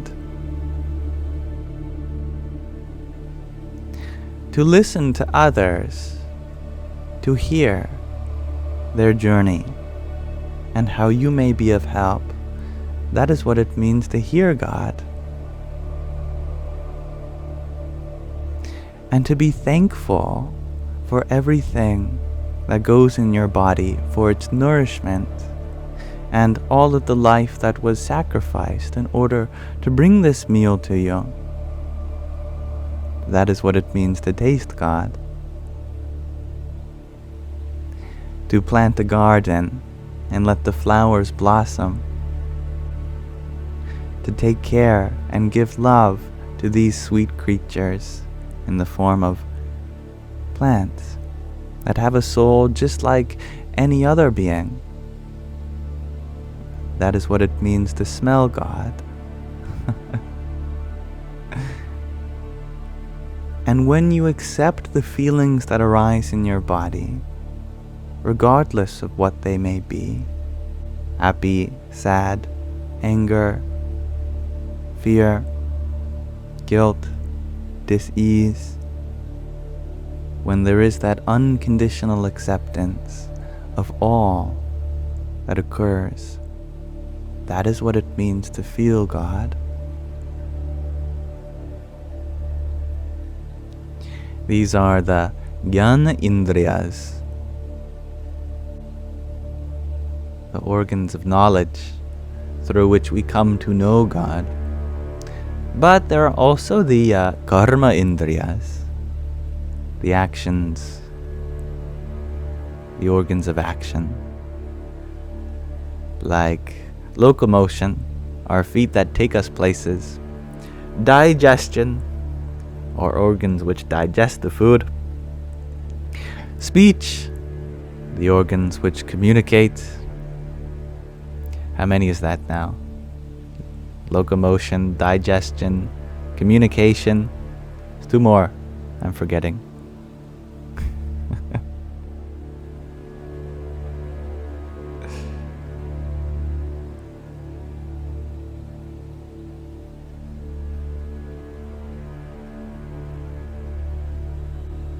Indeed, we did just talk about the Indriyas.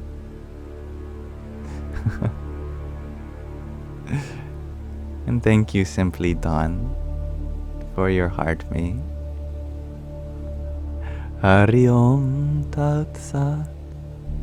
Indeed, Claire, we are just guests here for a short while, aren't we?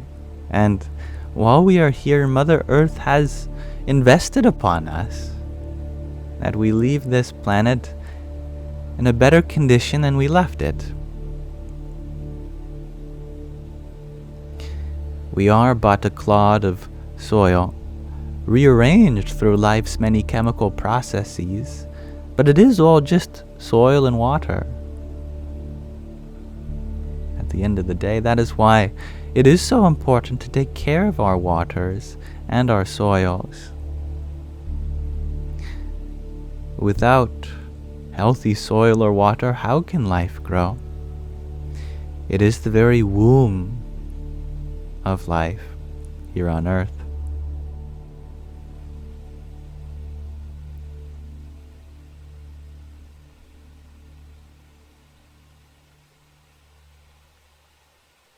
Gaia, you share that being good is the most natural state. It is our nature to be good, but it is not without effort.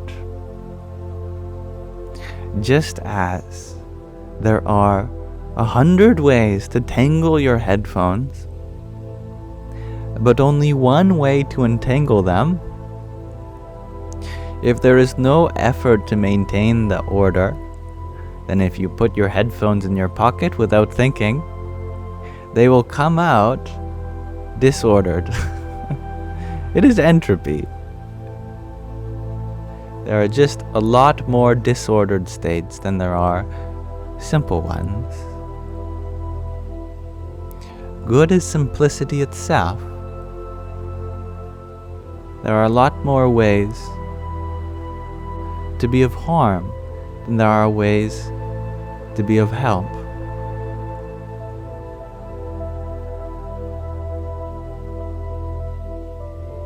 So although that goodness is our natural state, it is not without conscious effort that it may be applied.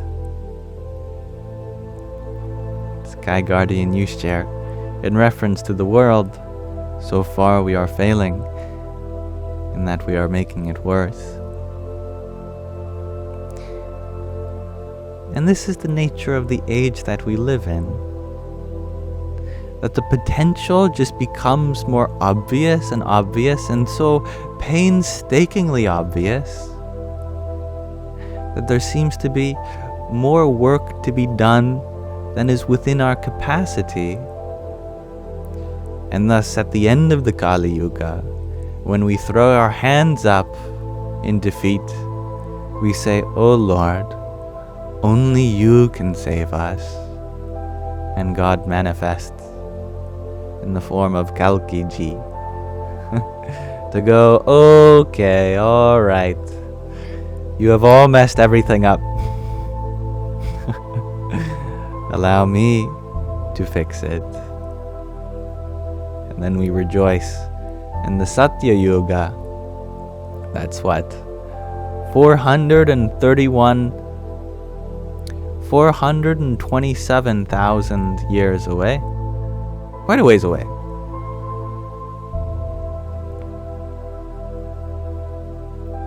Om, you ask, is disorder part of order? Like, is that why we suffer?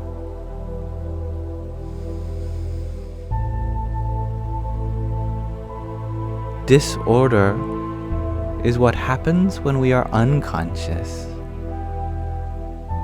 The more conscious we are, the more everything starts to align.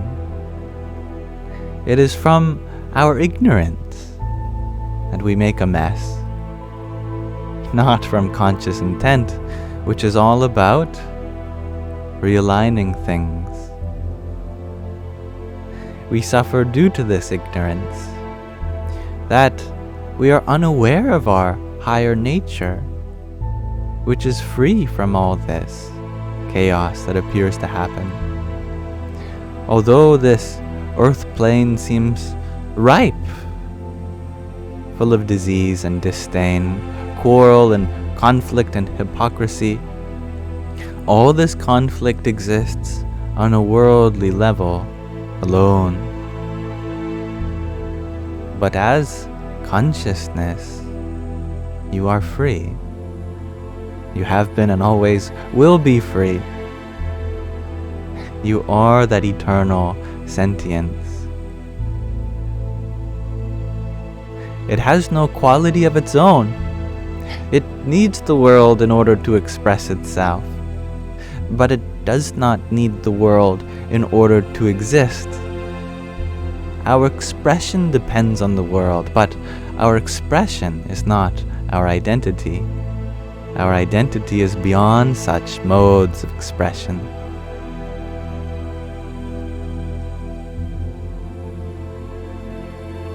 Sanam Sky, you ask, Yam, is it okay to be an atheist and believe in science instead of religion and faith? Absolutely. Our beliefs are not something we can decide, and whatever your experience leads you to believe, that is what is meant for you. For most of my life, I also took pride in atheism and science, and I had a lot of disrespect for religion and faith. And that never changed, because my understanding of God is what needed to change, not my beliefs, not my experiences. See, I had previously thought that God was some man in the sky, that God was some moral arbitrator of the universe, smiting people who didn't worship Him, and that you would be destined to a life of suffering if you didn't follow His commands. This is what I thought God was. And that didn't align with what other people were saying, that God is all-loving, all-powerful, all-knowing, all-pervading. How can he be all of those things, but yet also so jealous, so cruel, so unloving? That is when I had to make a choice. Either I let go of the concept of God entirely, or I let go of what other people have taught me.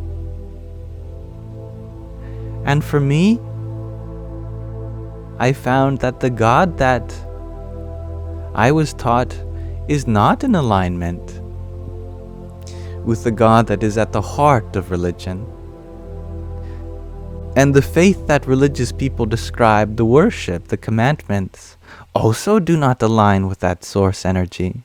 If you are patient and brave enough to go deep, if you are forgiving enough to forgive God's terrible misrepresentatives and find the God behind all that ignorance.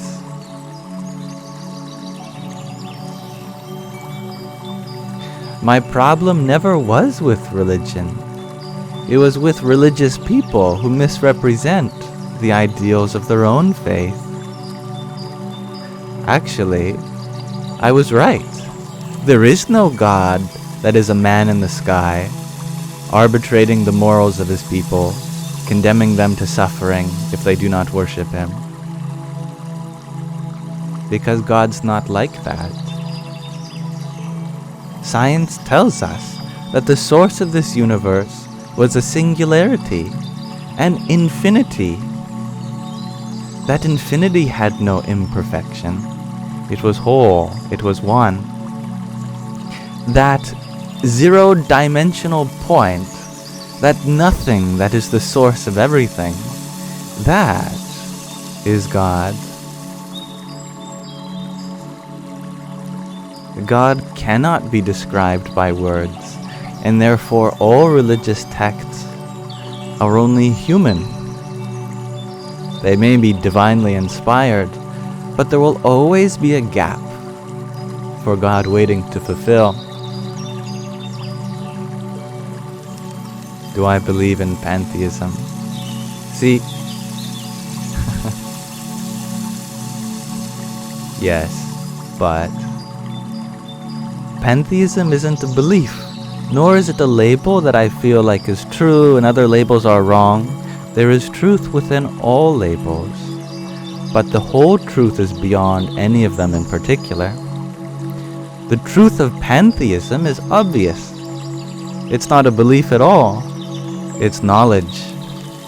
Once you know that God is the source, and all things have come from source, not by belief, but by definition, that definition alone proves that everything must be a part of that source. Where else has it come from? Being infinite means all things are a part of you. That is knowledge, not belief.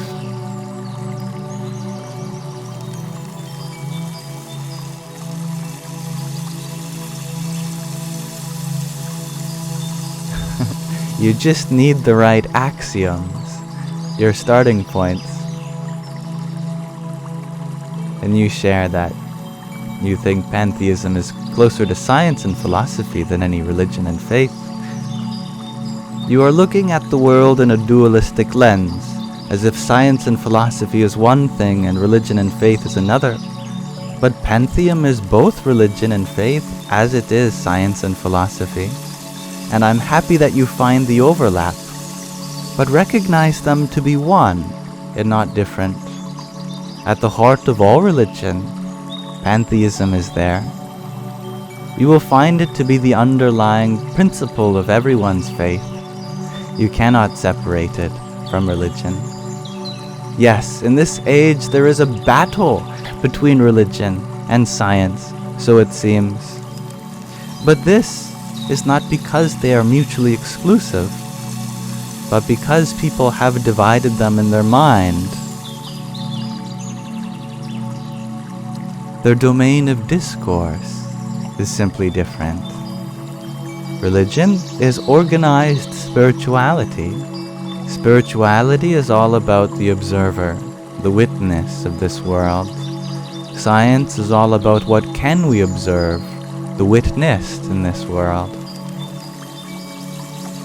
They are not at odds with one another unless you put them at odds with one another. Spirituality says nothing about science, and science says nothing about spirituality. But the overlap between the two is still not empty. They both agree in a witnessing happening, and that witnessing is the truth. It is that witnessing that is the heart of both science and spirituality. That is the spirit of spirituality. And the sentience of science, the observer itself.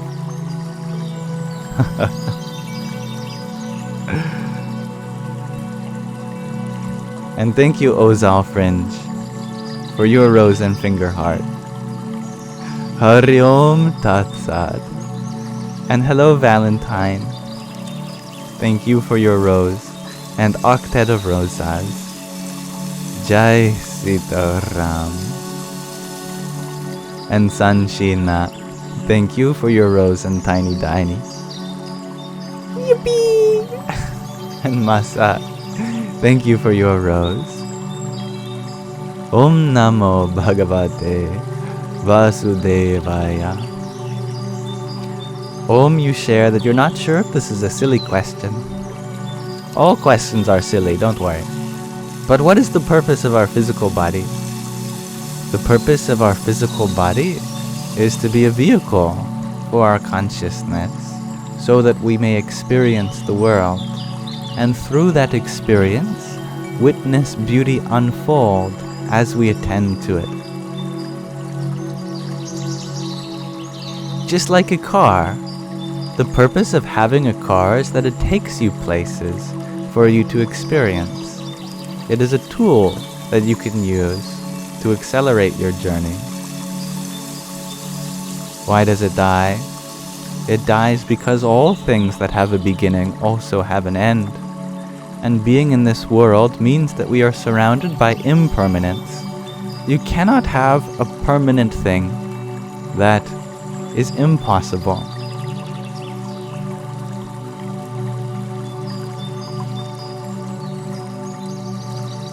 And thank you, Ragnhilda, for your swan.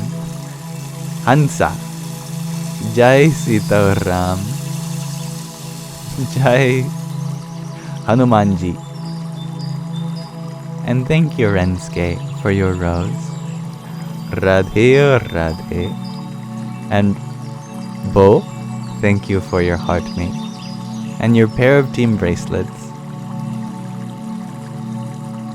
Om Namo Bhagavate Vasudevaya. KD, you ask, who gave it that purpose? You do. You give purpose to your body. If you don't, it'll just lie in bed all day. Isn't it so? Sainam Sky, you share that you don't think anything besides science exists, because we don't have any proof beyond 3D worlds. And spirituality and religion is not about believing in anything beyond science either. It is about coming to knowledge, not blind faith. The truths of spirituality, they're experienceable. That is, there is a path that you can take right now to experience it directly. Then you won't have to rely on some scientific instrument, nor theory, nor measurement, nor model. It is a direct experience that you can have right now. It is not separate from you, and it does not require any belief. In Vedanta, they call this a pramana, a means for understanding. That means is very practical. God is not something that we are told to believe. It is something that we can realize directly ourselves. You can meet God in this very lifetime.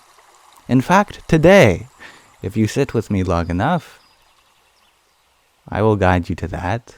And if it doesn't work the first time, it doesn't work the first time. You may go somewhere else. God is so easy to meet because He's all around. You just need the right map.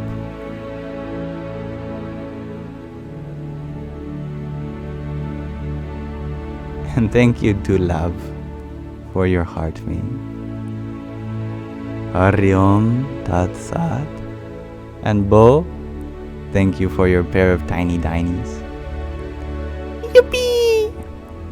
And that is precisely correct, Zainam. Science gives you the opportunity to explore the observable universe. Indeed. But who is the observer?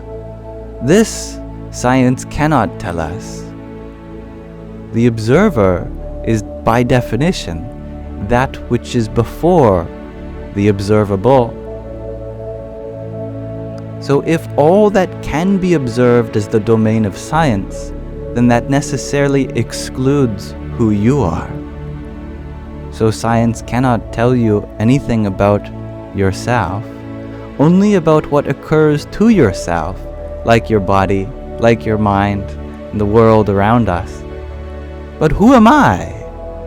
Asks Ramana Maharshi.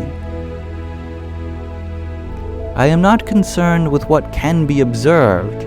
I am concerned with what the observer that I am is. How is it possible to have this conscious experience? How is it possible to have this sentience, this awareful witness?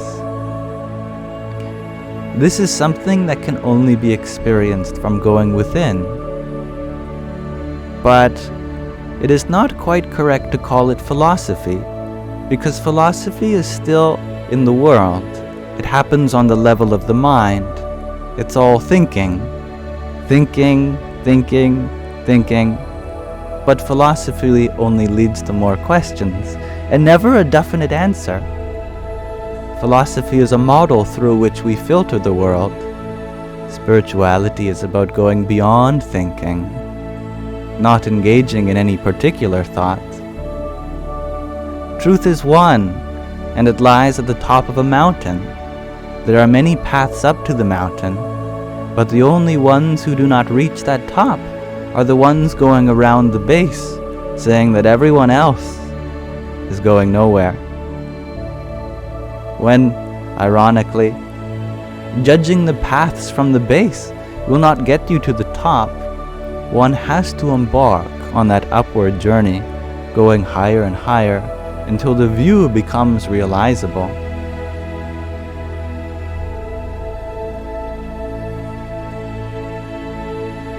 And thank you, NJB, for your 3017 bracelets.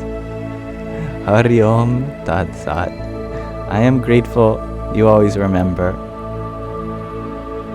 my favorite number, but I told you last time, you only had to send 36 because you sent an extra one previously.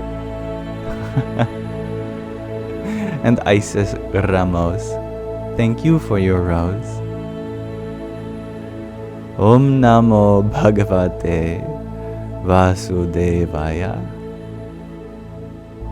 The one who doesn't lie, you say, let's do it now. Now? You want to realize God now? It starts with having the right definition. Let's start from what we know. And what we know is that we don't know. We can consider everyone here an atheist because we don't truly believe in God. We might say that we do, but if we haven't experienced God directly and we're still waiting for that, then there's an absence of knowing.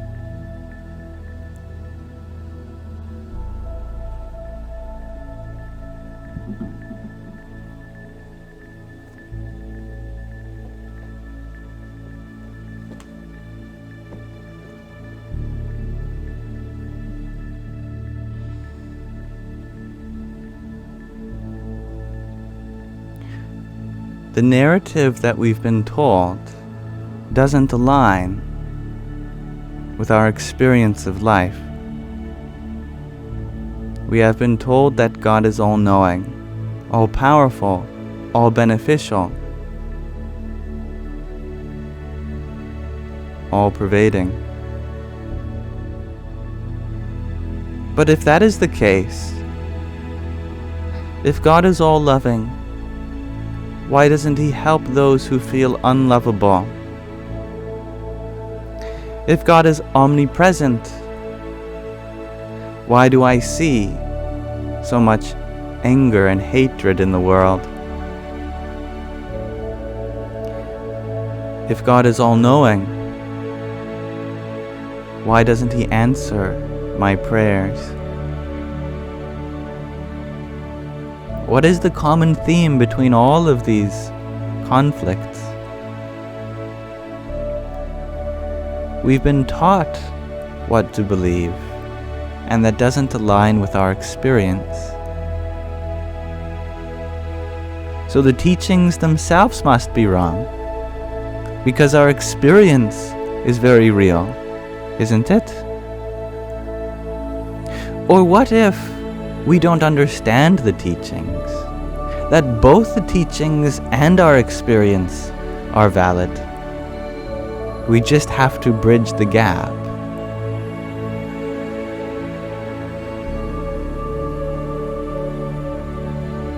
And that's another good one, Vaz High Roller.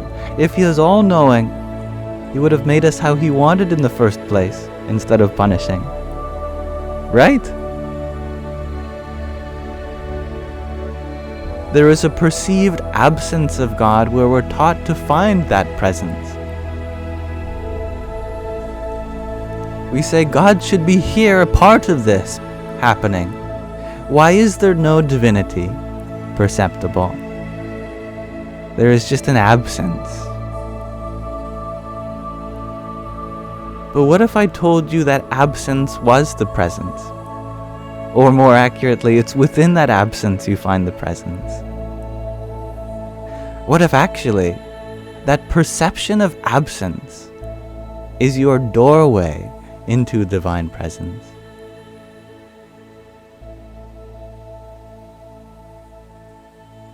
Perhaps you'd like to go with me on this point. We'll take it as far as we can.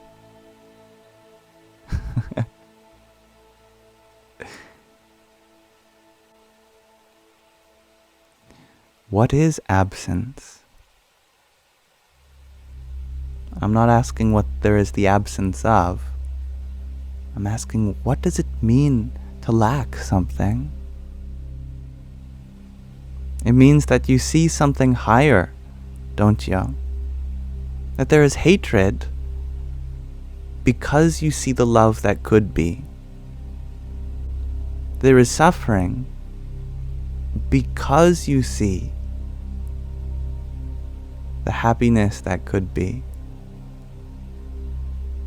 There are questions because you feel the answers that could be. It's not there, but it's not there yet. It has yet to be.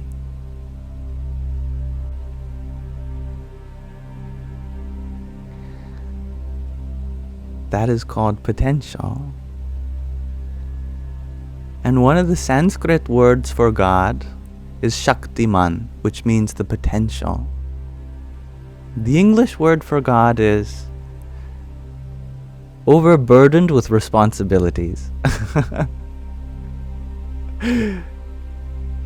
The word God is used in more ways than it should. English is not a very spiritual language, but there are other spiritual languages like Hebrew. Aramaic, ancient Greek, even Latin, Sanskrit. Sanskrit is rich for thousands of names for God, which differentiate the purpose. Here we are talking about the Shaktiman, the potential. That potential that you see in things is precisely one with the suffering, the absence. Wherever you see someone or something in need of help, that means you are perceiving the help that could be. Why is this the case? It is the case for us to witness, so that we may be of help, so that we may be of conducing help to unfold that potential that we see.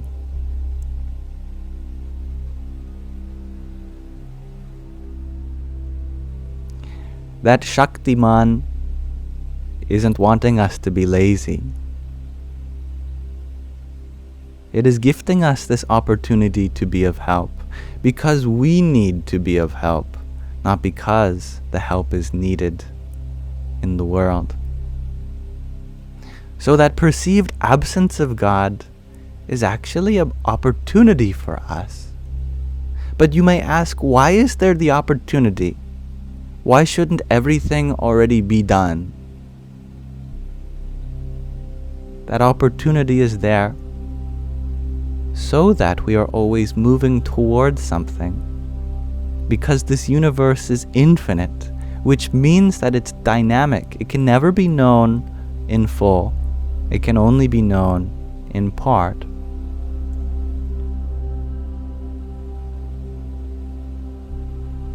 Kiki, you share that you think he is more than potential, good. His creation is pure love and bliss. But how do we get to that without the potential? It is the potential to help which gives us the power to love. And it was within that fulfillment of our duties, our dharma, that we feel that bliss.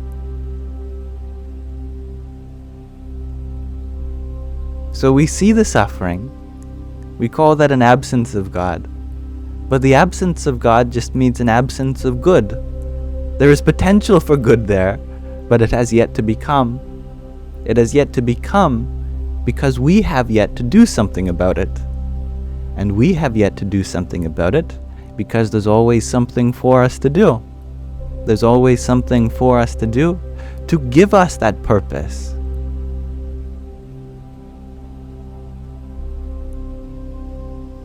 Why does that potential need to be unfolded by us? It doesn't. It's only giving us the opportunity to witness beautiful change. Because beauty is not static. Beauty means growth.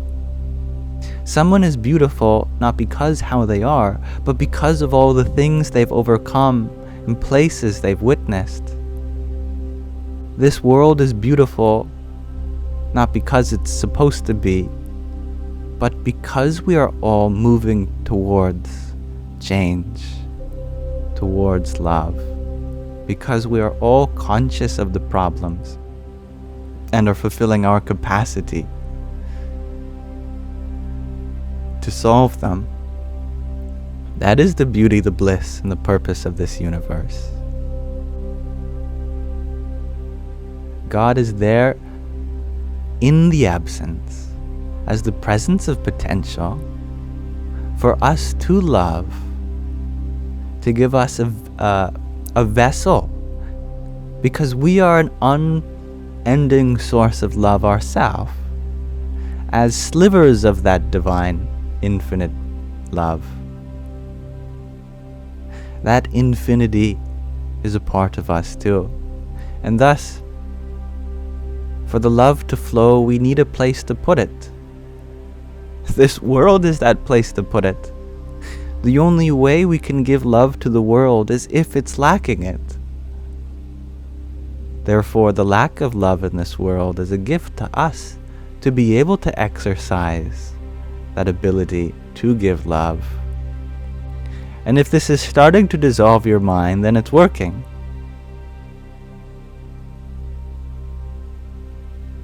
because it shows that it is this knowledge alone that allows us to perceive the good, the God, and accepting that potential as a necessary part of our existence allows us to be one with it.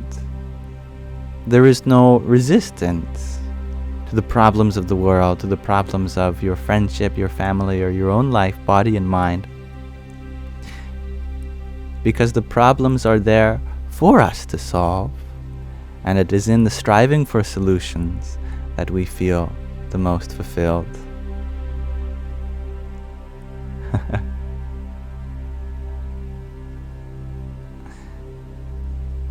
You can consider that unmanifest nothingness that pervades everything to be the doorway to all that can be manifest, just as a blank painting inspires a painting.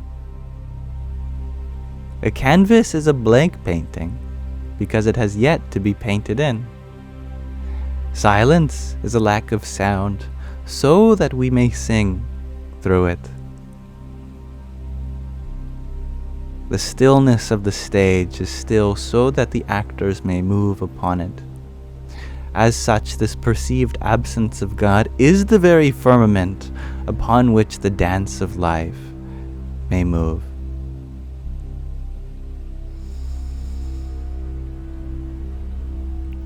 Yes, that is the gift of the Kali Yuga. Indeed, Dansuela. If you see all the bad in the world, and you see all the good that can be done, then you are God realized, because you have realized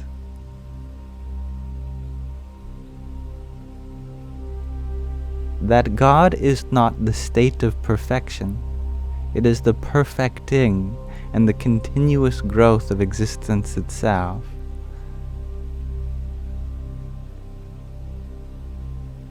There is so much potential for the good.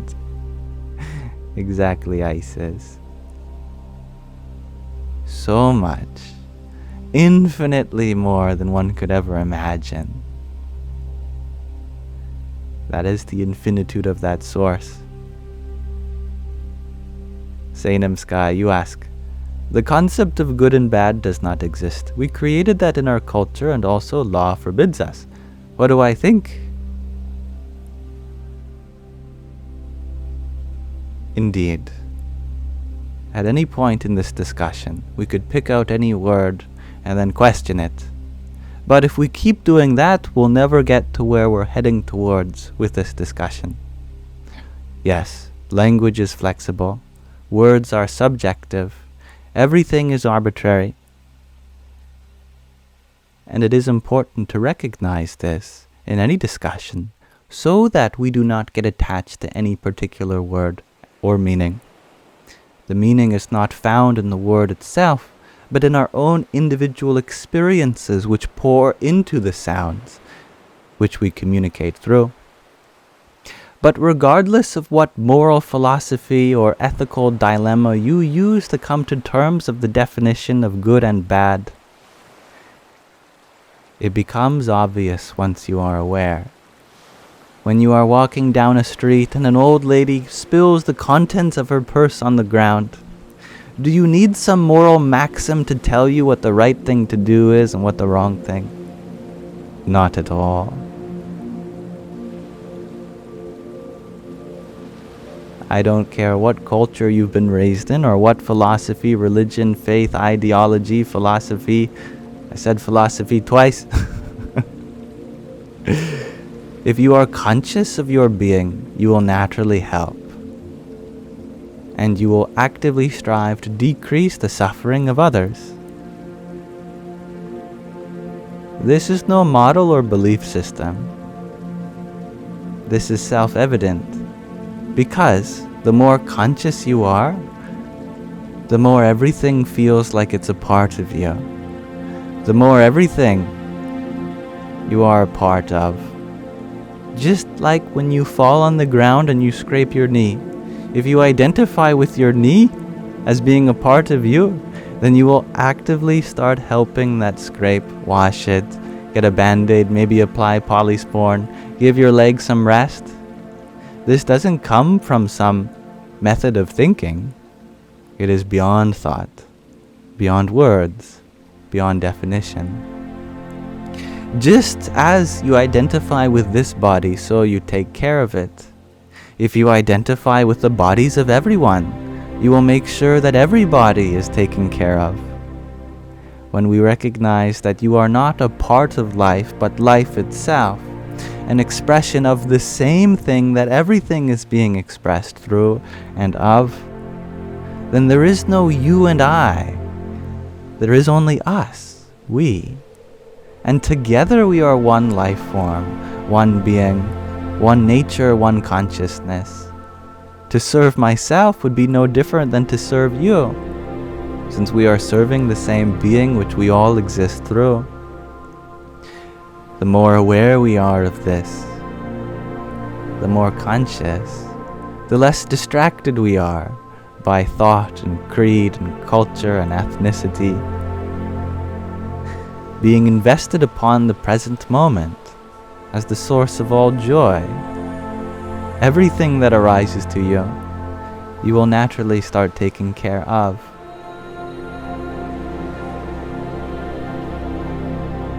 Thank you, Bo. And much love to you, Sanam Sky. Thank you for being so inquisical. And thank you, Isis, for your rose, heart me, and team bracelet a few minutes ago. Hari Om Tat Sat. And Masa, thank you for your rose. And thank you, Michelle, for your rose as well. Jai Sita Ram. Bruce, you ask how to make peace with the mistakes of the past. What else can we do? We judge our past for the mistakes we've made because we've learned from it. Therefore, these actions that we deem as mistakes have already benefited us in teaching us new ways to be. These new ways will continue to guide us, and we find peace in knowing this. That no one is destined for a life of absolute perfection.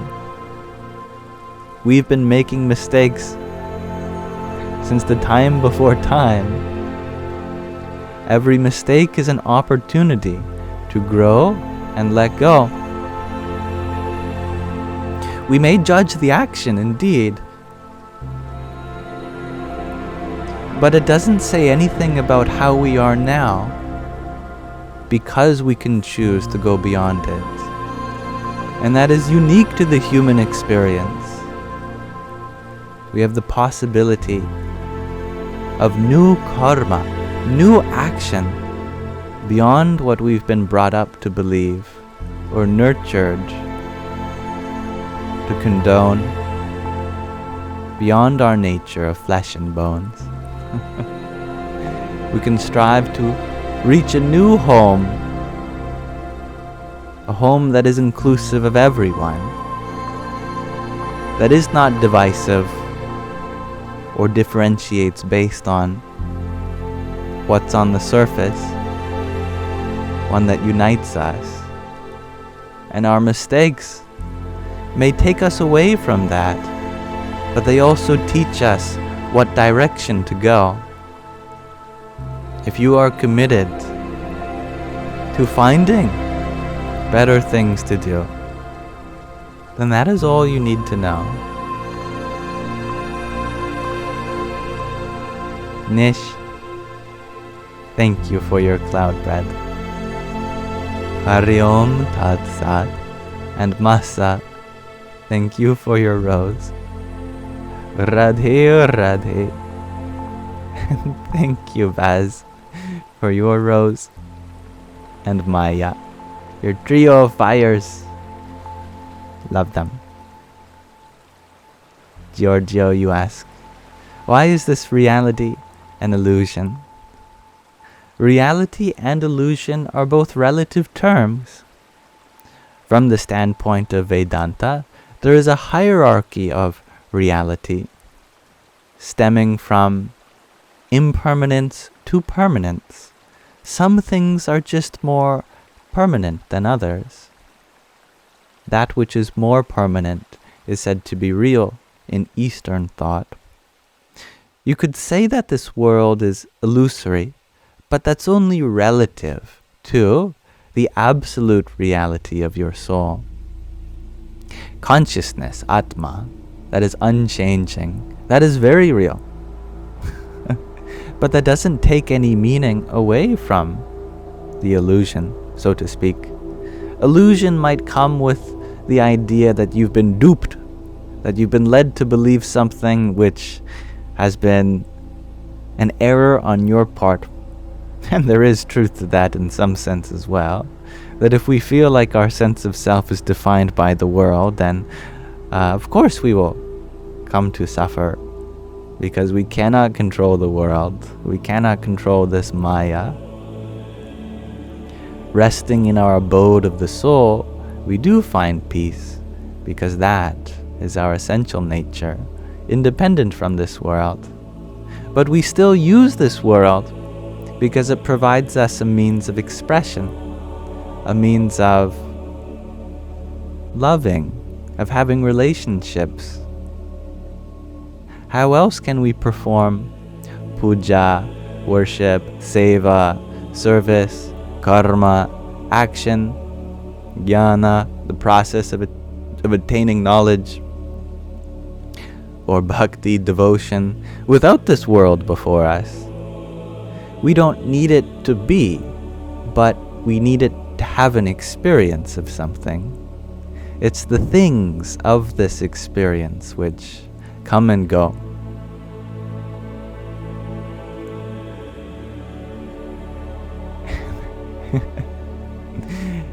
Yes, MJ, thank you for your 10 roses.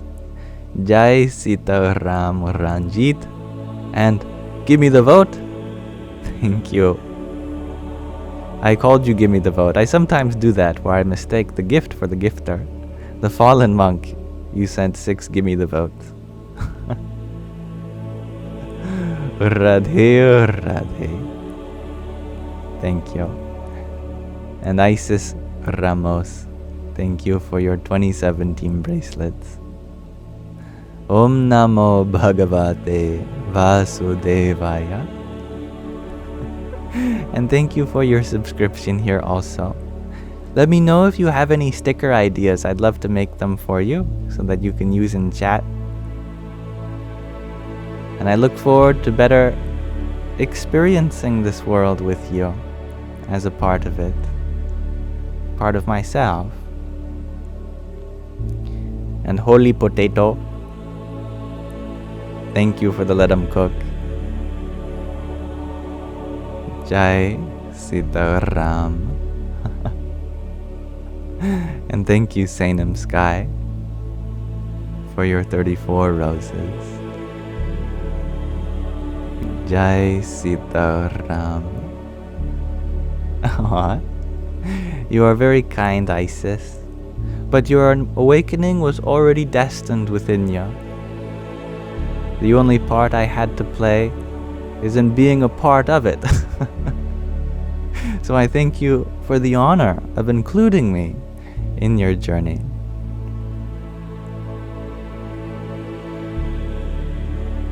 Estefania, you share. The nature of the mind is to know. The nature of the mind is to think that it knows. The nature of the soul is to know that it thinks.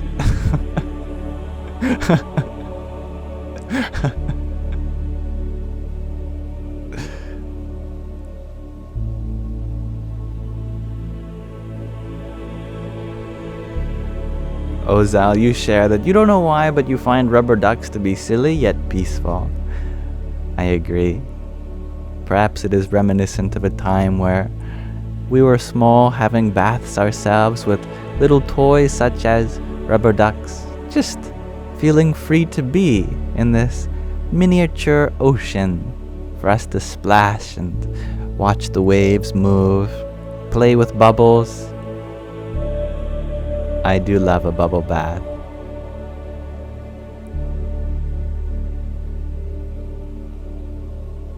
And thank you, Valentine, for your trio of disco loves. Radhe, Radhe. Brad, you share my hair looks different with that background. Or maybe it's just my hair. I think a little bit of it is cut off. If I put my hand behind it, you can see that it's a little bigger than you might believe. See? But also, I did take a shower the other day.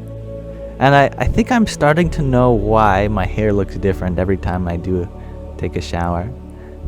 It's because I never use the same shampoo or conditioner. I always try something different. Living in a house full of women, my sister, my mother, and a friend of mine, there are all these different kinds of shampoo and conditioners. I never know what any of them do, so I just kind of randomly choose.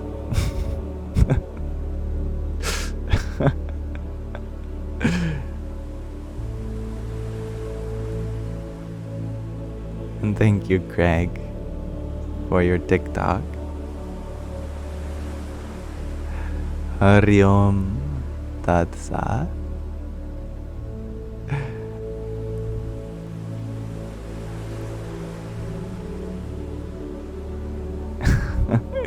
Yes, you noticed the pause, Alice, before I said a friend of mine. But I mean that very literally. They are a friend. My hesitation was not to mention them, but mention the fact that I have a friend that lives with me. And I was wondering if that would cause for some confusion. Clearly it has a little bit. But no, I am very single. I am one. Get it? I am very single. I am one. One with everything.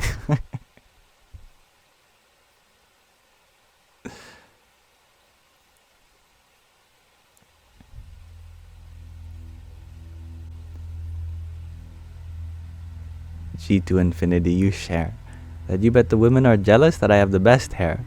I think everyone in the house has beautiful hair, just in different ways. But they definitely spend a lot more time managing it than I do. Sometimes they ask, how do you get it like that?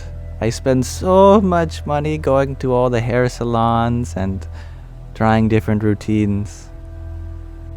I say it's very simple. I don't do all of that. And that's why my hair looks like this. Just let your hair be. I'm sure that it'll find its own course of being. How do you think we have survived for thousands of years without such?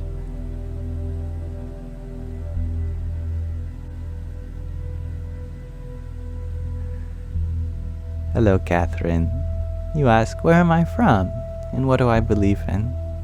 Well, if we zoom out, I'm from the same place you are. But if we zoom in, I'm from Canada.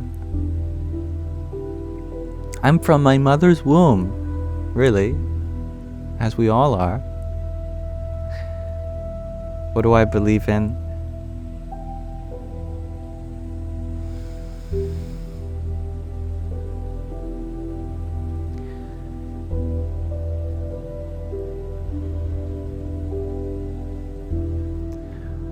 I believe that we're all trying to find happiness, but going about it in different ways. And I believe that happiness is a possibility for everyone, regardless of your way.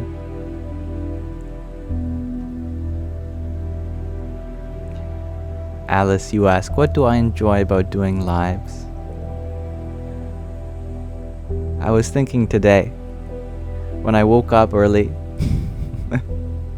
I didn't have that good of a sleep because I've been trying to go off my medication, which doubles. Well, one of them was for anxiety, The other doubles as an anxiety medication as well as a sleep medication. And now that I've successfully tapered off my anxiety medication, I've been trying to taper off my sleep one as well. So I didn't have that good of a sleep tonight. And today I started doing earlier lives for the last week of the month, for the last 7 days. Normally I go live later in the day. This is for context. And so I knew if I stayed in, I wouldn't be able to go live. If I slept in. So I thought, what do I like about it? And I said, I love how many opportunities there are to hear people's stories and relate in them in their aspiration to come to resolution with so many beautiful questions. I love how, although so many of you are going through difficult things, that I may be able to be there for you. That really got me out of bed today to do this live stream. So thank you.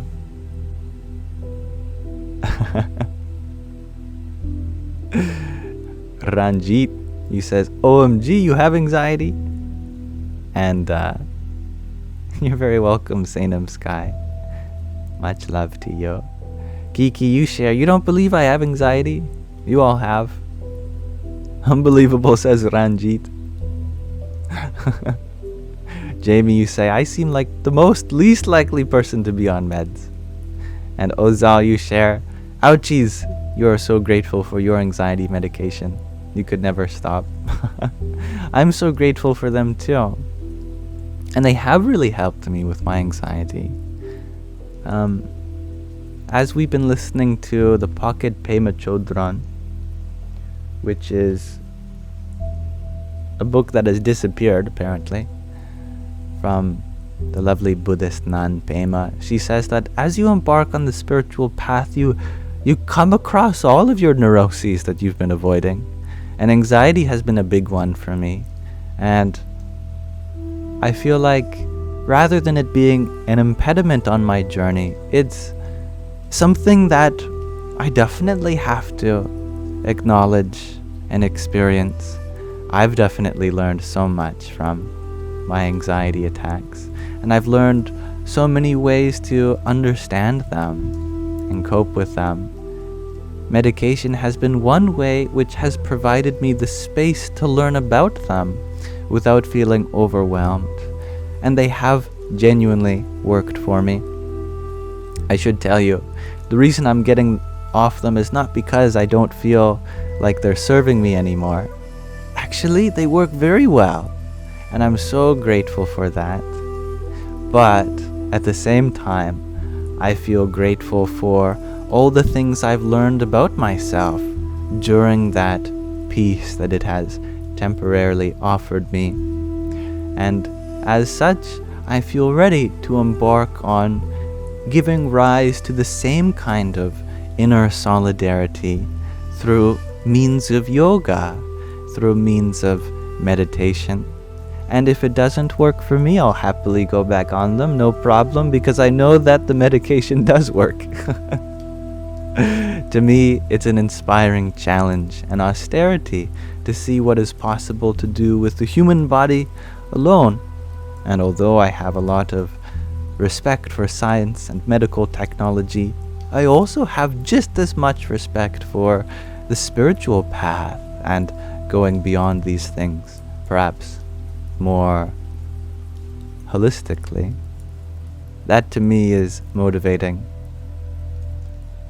I hope that clears some doubts for all of you, or answers some questions.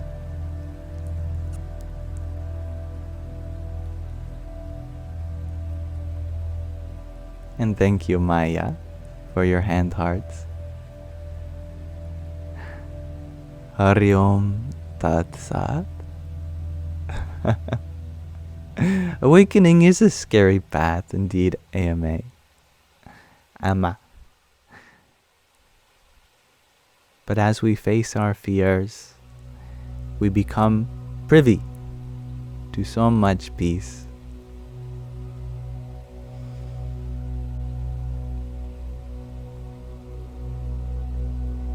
Nancy, you share that you liked when I did my talks outside. I'm glad you enjoyed them. You share that this is too much going on in the background for you. That's understandable, and thank you for sharing that, Nancy. I appreciate knowing where your boundaries are for overstimulation. And although I'm sure that others would also like to add their experience, while you're here, I'd be happy to make this space a little more understimulating for you. And then you just let me know when you leave so I can turn the background back on for everyone. How does that sound for you?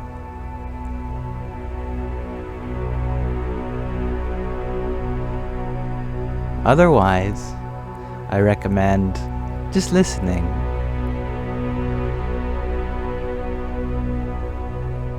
Don't feel obligated to understand everything that's happening on the screen. The point is to give you atmosphere, not to overwhelm you with things to look at.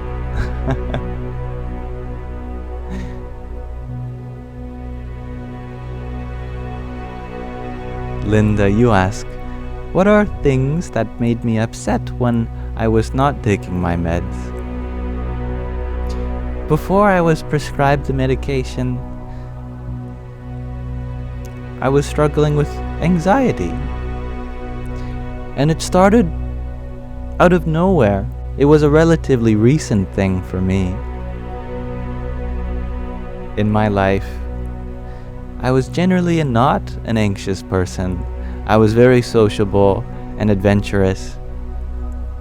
But in my adolescence and in my adulthood, I started to become anxious. For me, this was probably one part growing to realize the reality of suffering in the world. And on another part, I had experimented with psychedelics, which incidentally probably answers user 684's question. And although I learned a lot from those experiences with psychoactive substances, it also opened the door to a lot of anxious thoughts. Because I was questioning some very basic assumptions about, the nature of reality. And I couldn't ignore them anymore, so I dropped out of university. I moved back in with my parents, and I told my doctor, I'm struggling. I don't think I can study right now or have a job. I really need to work on my mental health. And so I took a break from all that and started medication. And that allowed me the space to start working on myself, to understand more about what my own boundaries are, what my fears are, and what the best way forward is.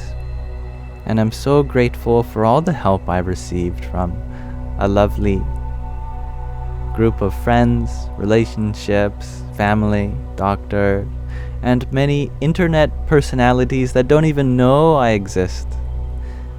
I've consumed so much spiritual content in the last few years, desperate to come to some kind of peace, and I'm starting to see the other side of all that, and I am beyond humbled with where my journey has taken me. Hello, Mark. And I'm very happy that I get to relate with you all in my experience, because that also gives purpose to my journey. Every time someone shares with me that they're anxious, I feel so happy to have gone through anxiety myself, so that I can relate and understand.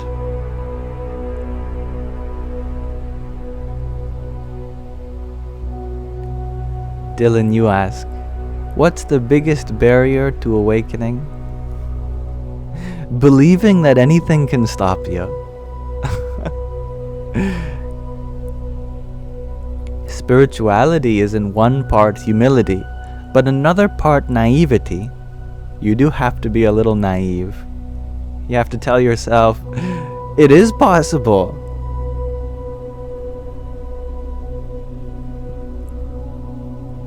Even if the world may tell you otherwise, that there is no barrier that you have to surmount other than that belief that anything can bar you from your enlightenment.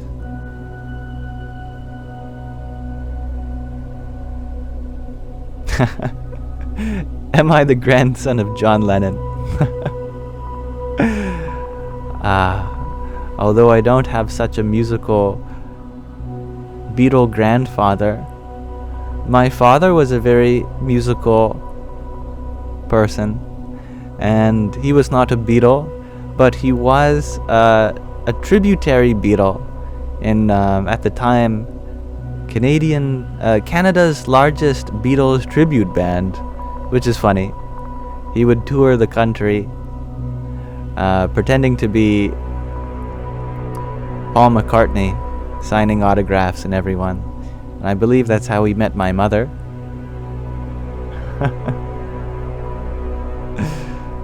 So in some sense, my father is Paul McCartney. I used to tell people that when I was a kid. I didn't know that they were different people. I'd tell people, my dad's Paul McCartney. And I believed it.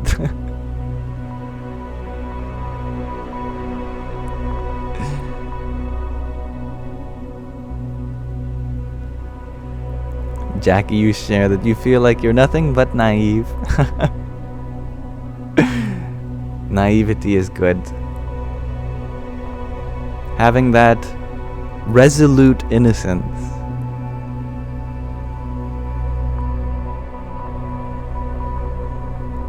You like the background, Ariana? I'm happy to hear that. Remote, you ask? Hello. And where are my videos? My videos, they are off to do work in the subconscious, as they exist now only within memory.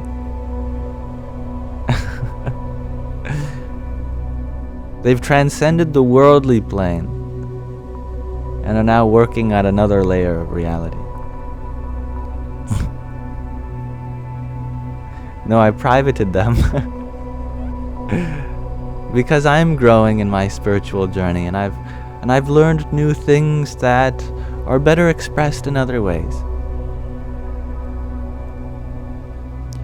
Amma, you ask, what meds exactly helped me?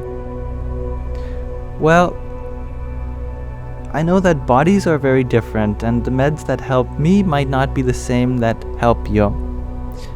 But just because I can answer, and for the sake of transparency, specifically, I was on 30 milligrams of fluoxetine and 15 milligrams of mirtazapine.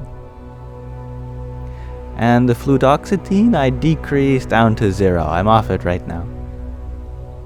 The mirtazapine I've decreased down to 3.75 milligrams. So at a quarter of the original dose, I think.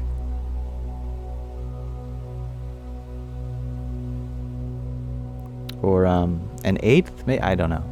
I'm trying to think what... Yeah, it doesn't really matter too much.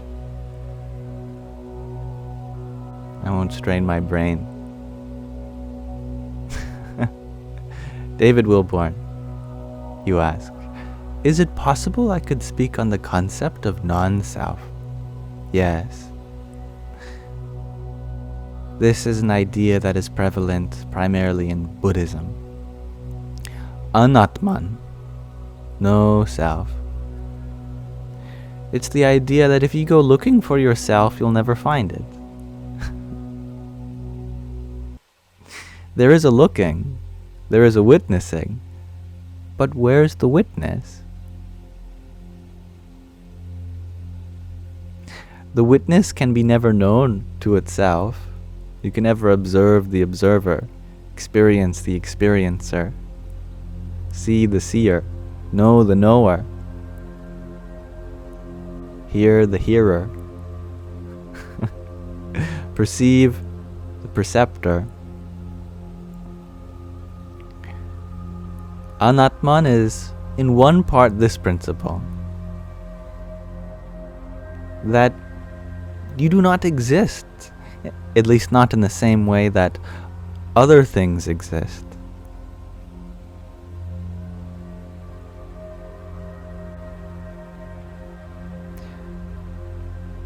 There's another interpretation, which is that Anatman, though literally meaning non-self, could be akin to the same way we use the term selfless.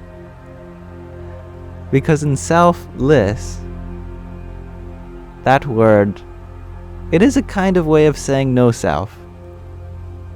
You're without the self, selfless. But we use it with a different connotation. The connotation is no ego. You're not serving yourself, you're serving others.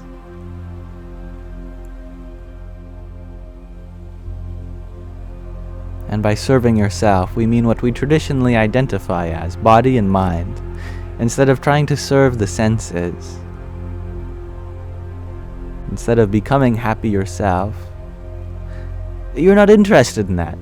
You're interested in the happiness of others. Not because you're letting people use you or that you're a people pleaser, not in that kind of sense, but you genuinely have interest only in seeing the happiness in others. That to you is your purpose. That is being selfless. So that's the practical side of it. But the philosophical side is that there is a witnessing, but no witness.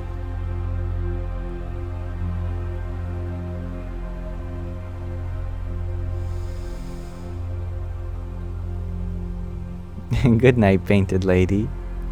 Sweet dreams. See you tomorrow as well. Cinders, you shared that you're on nothing because you're too anxious about medication. I understand that. Funny, isn't it? Instead of anti-anxiety medication, it would be anxiety medication.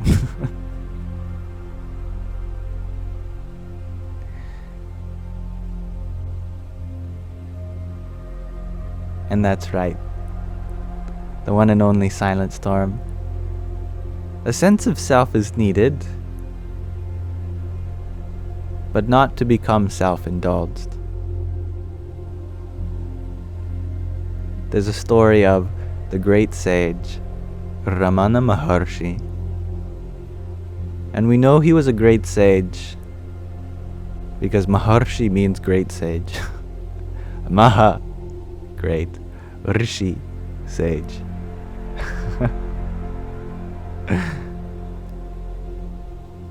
He was in Nirvikalpa Samadhi, absorption in non-dual bliss. People at a temple were wondering what that awful smell was. A temple is supposed to be a place of beautiful fragrance, burning incense, offering flowers, delicious food. But something was just reeking somewhere in the temple, and no one could figure where it was coming from. So they decided to check this ancient sacred room that almost no one goes in because it has no windows, no lights, it's completely dark, and it contains some ancient statue, some murti. And indeed they found the smell was coming from there. They thought, oh my God, someone had died in here. It had to have been. And they found a body. But he was very much alive. He had been meditating for so long that I don't know how I should say this without upsetting your stomach, but bugs were eating his legs, eating them up, and literally, there were, I think even worms or maggots. It was pretty gross. He had to walk with a cane for the rest of his life. But that was the nature of his Samadhi, that he was so absorbed. But at the same time, he was actively causing everyone else to have a bad time. So they said, come on, Ramana. You can't be meditating like this. You have to take care of your body. Come on. Such is the nature of these sages that often people have to take care of them. So they built an ashram around him, Ramana ashram, and they took care of him, and he took care of himself in some ways as well. But he became more aware of the fact that he also needed to take care of his body, because how else could he be of help to others? If he let his body decay, there'd be no teaching that could be done. So oftentimes with these great sages, you have to talk them down from their elevated state, because if you go too high, then you separate yourself from the beings that are still here, that would benefit from acknowledgement, at the very least, awareness, attention.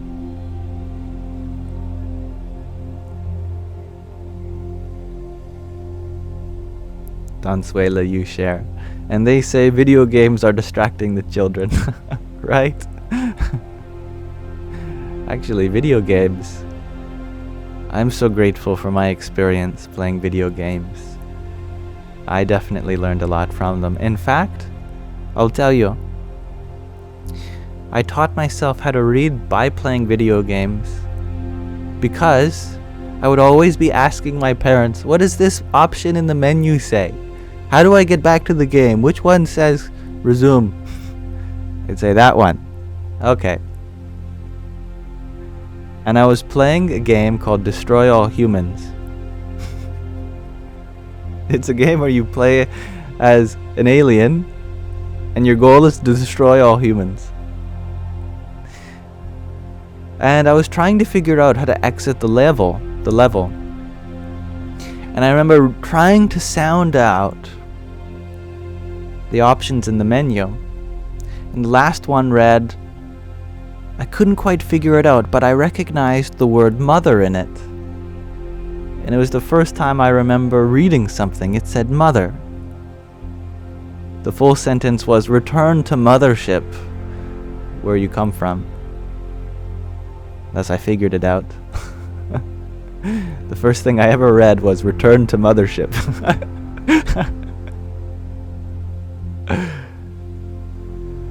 Even though it was a game all about causing harm to other humans, I was learning about my mother in the form of a ship.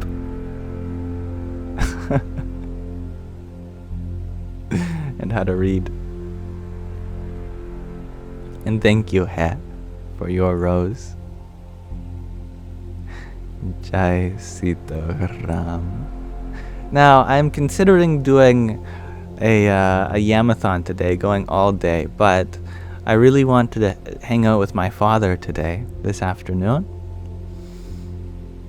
And so it'd be lovely to see him. So I'm probably going to end this live stream shortly so that I can do something with my dad. But there are a couple segments I'd love to go through with you before then.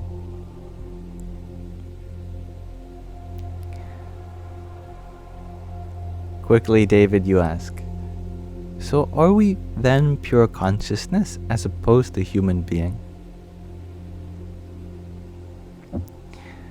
We are both. The human part is our body and mind, but the being part is the consciousness. We are human, and we are being. And we are being human. Our consciousness pervades this humanity as well.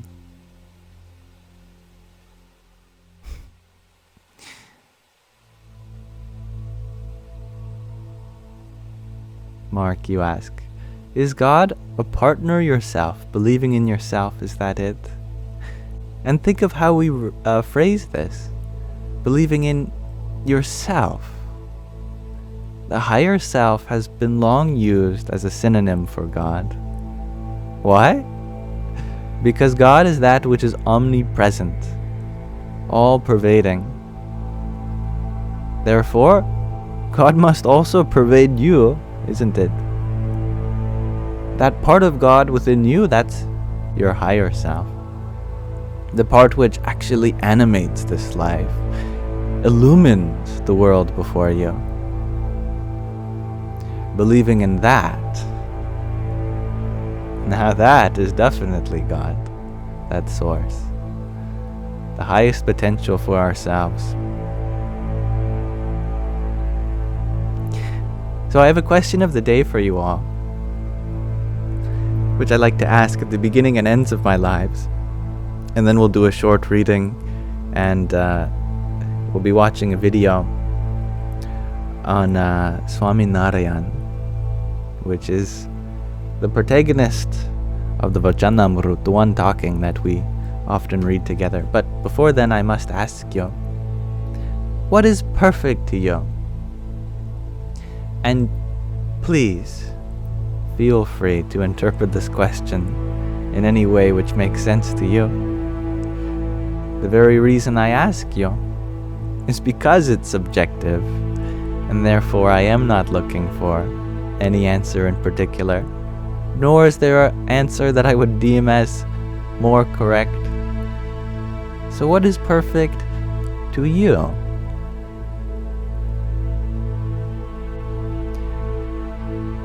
Nothing, says Greg RG. Smiley face. Anna, you share.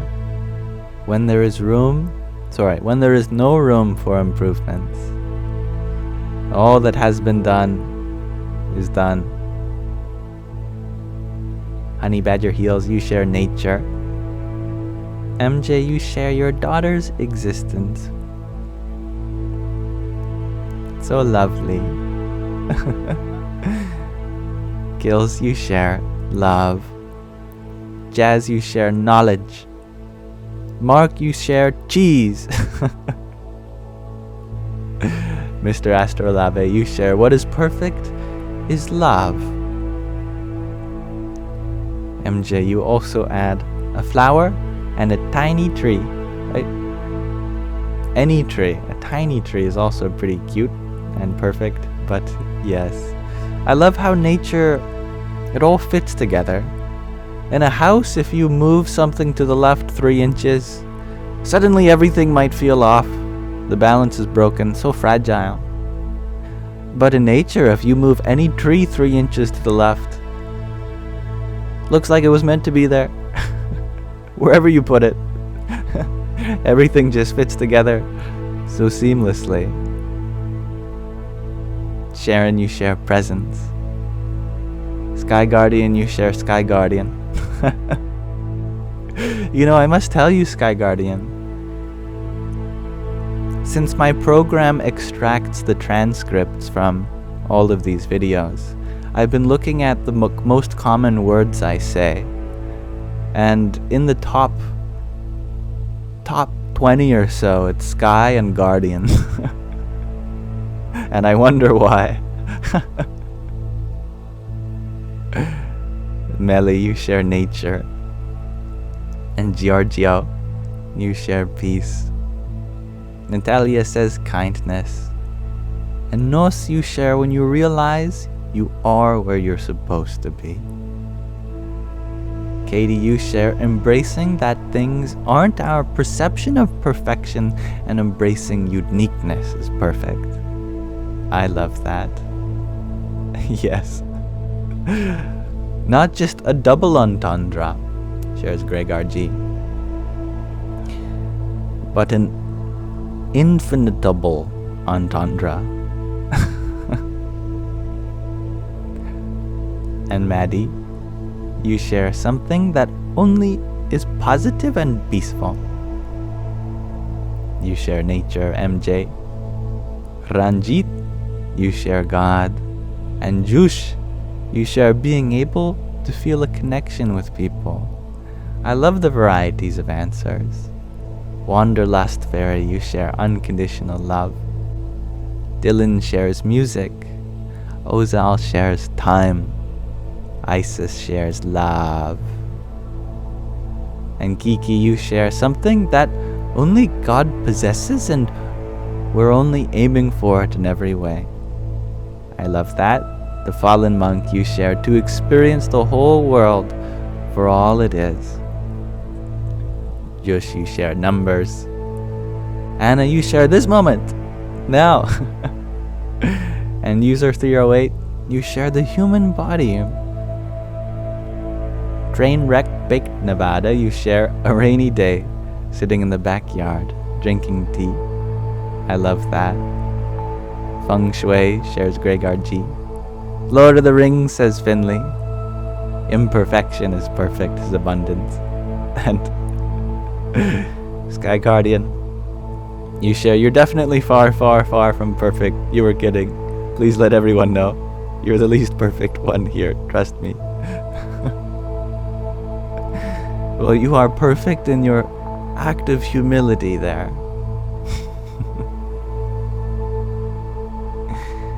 Kiki, you ask, do I plan to become guru? No. I hope to be a student of life forever and see everyone else as my guru, as this moment contains the perfect teaching within everyone and everything. And Melinda, you share, the balance is perfect. I love all your answers, everyone, and I think it goes to show that given the variety of things that you find perfection in, I think it goes without saying that perfection must exist within you if all of you are able to find it in so many different places. The common theme is your ability to find perfection, which says more about the nature of you. And I love that. And thank you, Aquarius lady, for your dozen roses. Radhe, Radhe. So,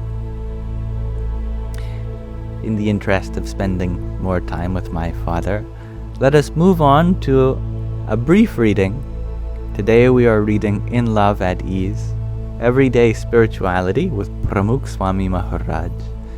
And I hope you all enjoy the following love story from this spiritual master's life.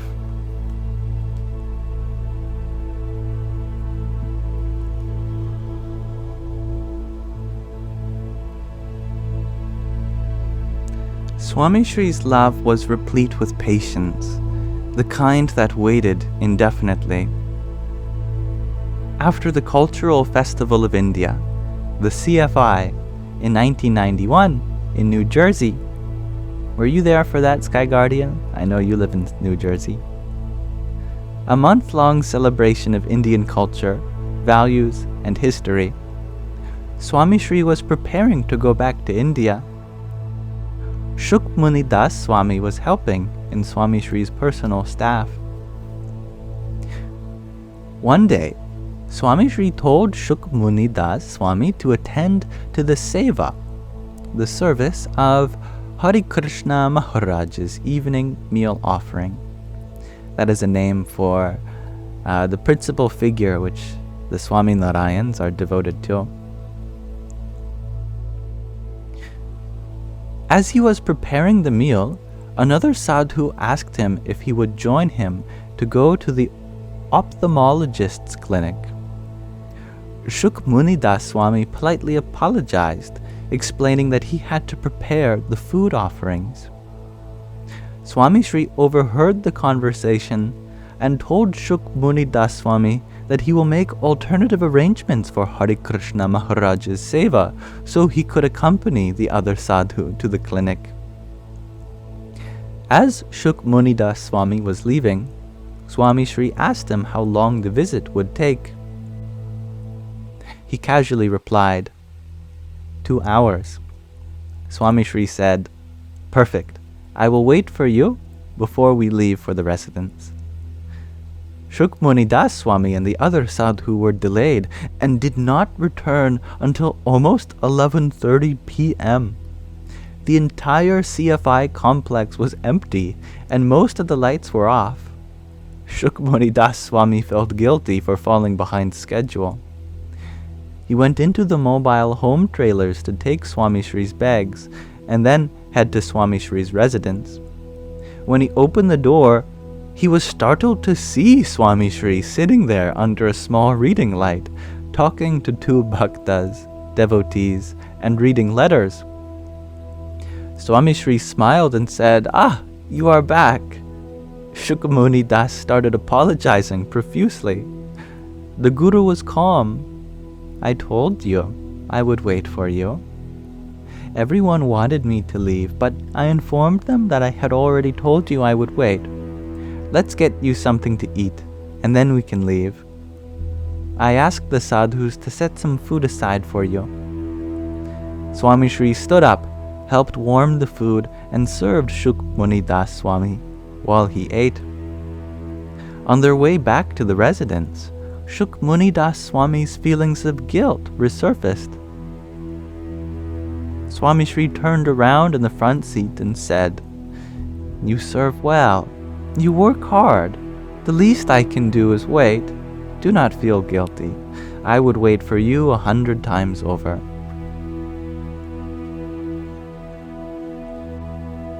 So sweet. Swamishri did not only coddle with his love, but he expected and encouraged those he loved to achieve the best version of themselves. He set them free to gain and grow in a way that was best for them. His love did not tie down or control. It encouraged and elevated. He motivated others to achieve excellence. He recognized talent and enabled its growth, whether it was through music, art, architecture, theology, language, philosophy, or even a professional or spiritual career that they were pursuing. In the late 1970s and through the early 1980s, Swamishri set off a revival of the classical and folk art, music, architecture, and literary traditions of Gujarat and India, which would eventually culminate into a full resurgence. As one elderly sadhu in the Vadhal diocese of the Swaminarayan tradition said to me during my doctoral fieldwork, "Pramukh Swami Maharaj set the wheels turning for the rest of us in the Swaminarayan community, but also other religious communities in Gujarat and India. Sadhus and bhaktas were encouraged to excel. The bhakti world, and especially the bhaktas and sadhus, once again became the epicenter of literary, musical, and theological excellence. He encouraged his people, and we followed, often out of the sheer need to keep up and stay relevant, but mostly because we were inspired from a distance."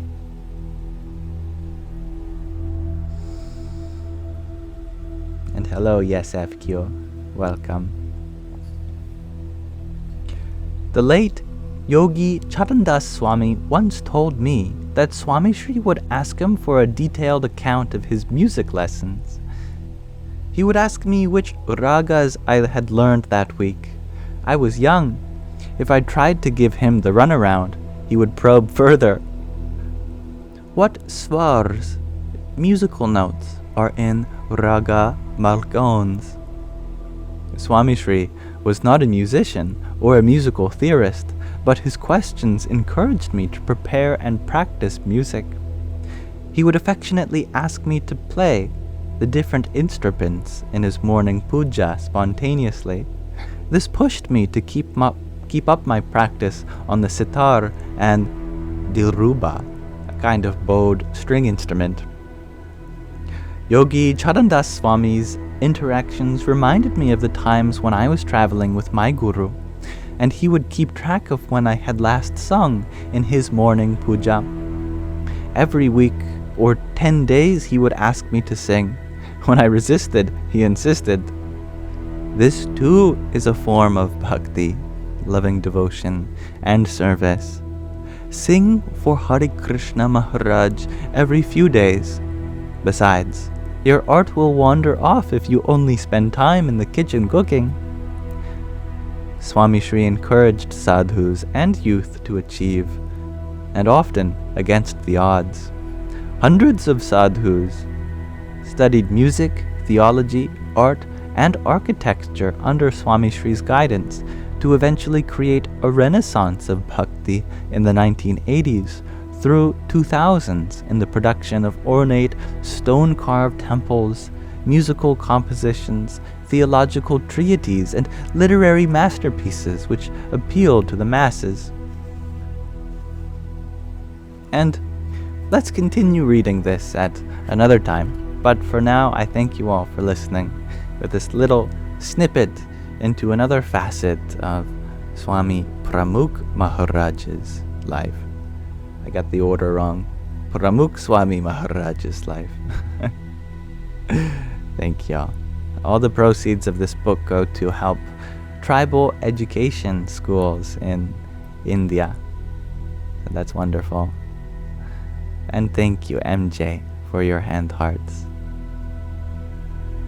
Hari Om Tat Sat. I like this discussion of nothingness and God happening.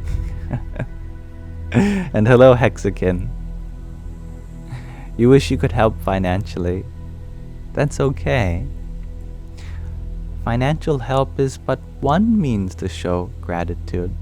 And even in sharing that wish of yours, you are expressing your generosity.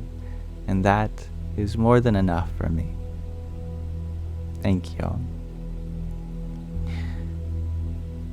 Now before we go tonight, we will be learning about Hare Krishna Maharaj or Swami Narayan or Shriji Maharaj. As we read through the Vachanamrut, which is a set of discourses by Bhagwan Swami Narayan, who was a figure in the turn of the 19th century, a very prominent spiritual one, who inspired many spiritual traditions after his wake. And Pramukh Swami Maharaj, who was also a devotee of Swami Narayan, we have been learning indirectly about such a being, but we have yet to actually talk about who such a being was.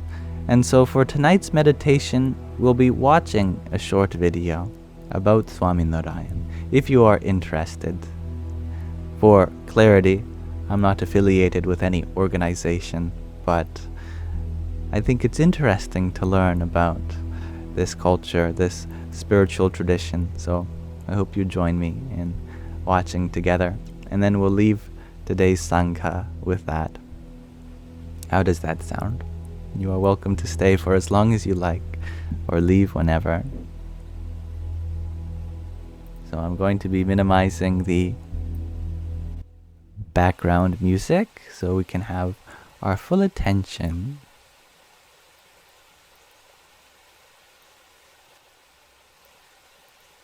Here we are.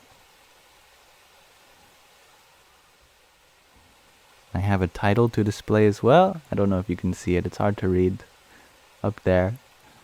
And I'll be maximizing the video as well.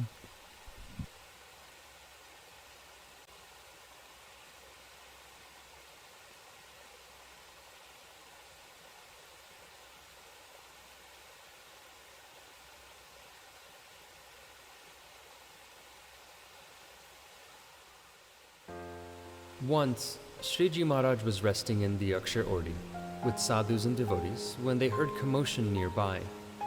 Maharaj was informed that his devotee, Somba Phoi, was loudly venting her anger using profane language at other villagers due to a misunderstood tradition.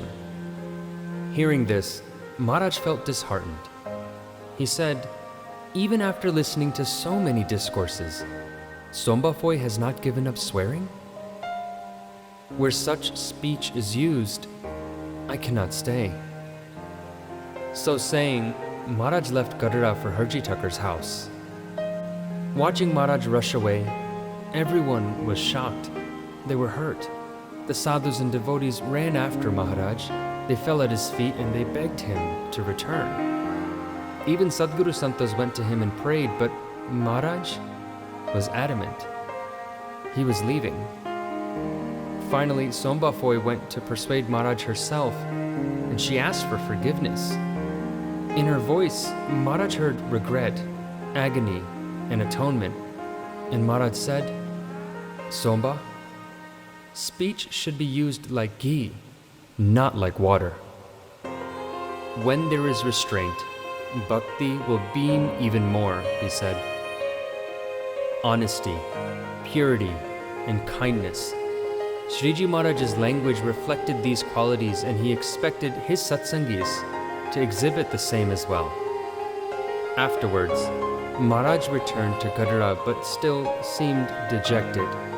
In an effort to cheer him up, Brahmanand Swami composed 4 pads expressing Maharaj's emotional state, and the first of which was Lagadite Priti Lalare. Moved by the affectionate words in the pad, Maharaj removed his garments one by one and gifted them to Brahmanand Swami. With each garment removed, Maharaj's disappointment slowly began to dissipate. While being fully immersed in Sriji Maharaj's murti, Brahmanand Swami began to sing the 4th and final pad. He marmari se aakhyon mavre, aakh ladi to marmari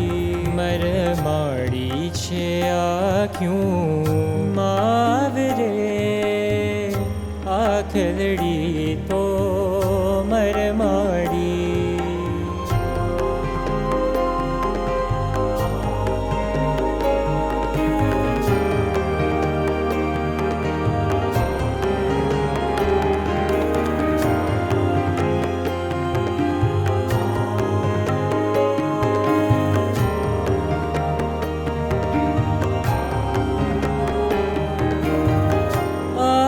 Ladi aniyadiyu vari, jano tikha baan. Aakh ladi aniyadiyu vari, jano tikha baan. Chitda ma choti gai mune, chitda choti gai mune, kari lidhi vechan re, kari lidhi vechan re, he mune kari lidhi vechan re, aakh ladi to marmari, he marmari se aakhyon mavre, aakh ladi to marmari.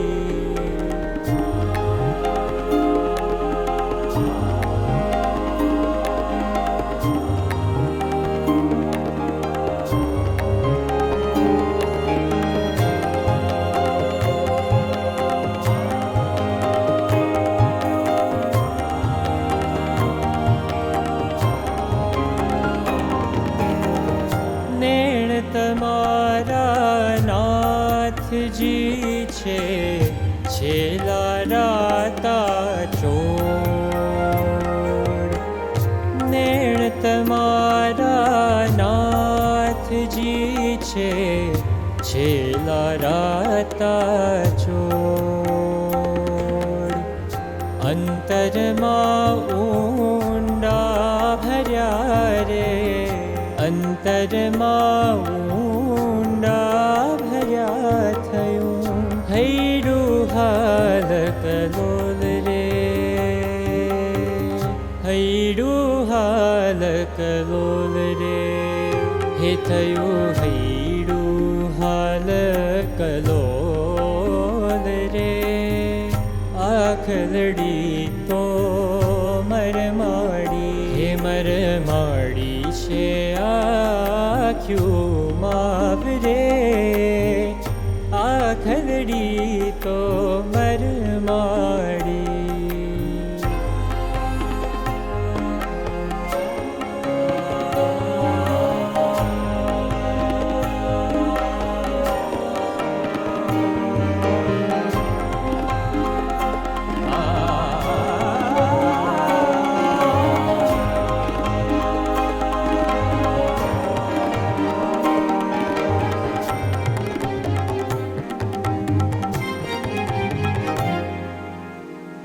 अतिशय दीठा आकरा अड़ी दीधी धीरज ढार ओ अतिशय दीठा आकरा अड़ी दीधी धीरज ढार ब्रह्मानंद कहे मार का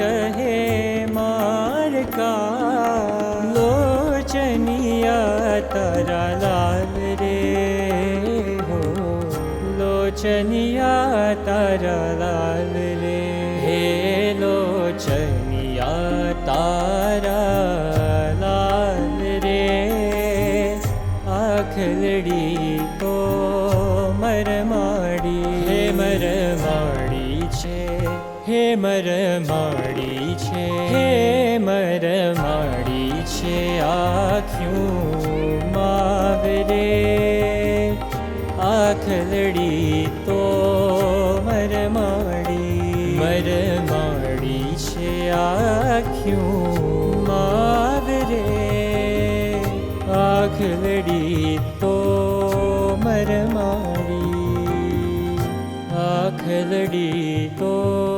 मरमाड़ी आखलड़ी तो मरमाड़ी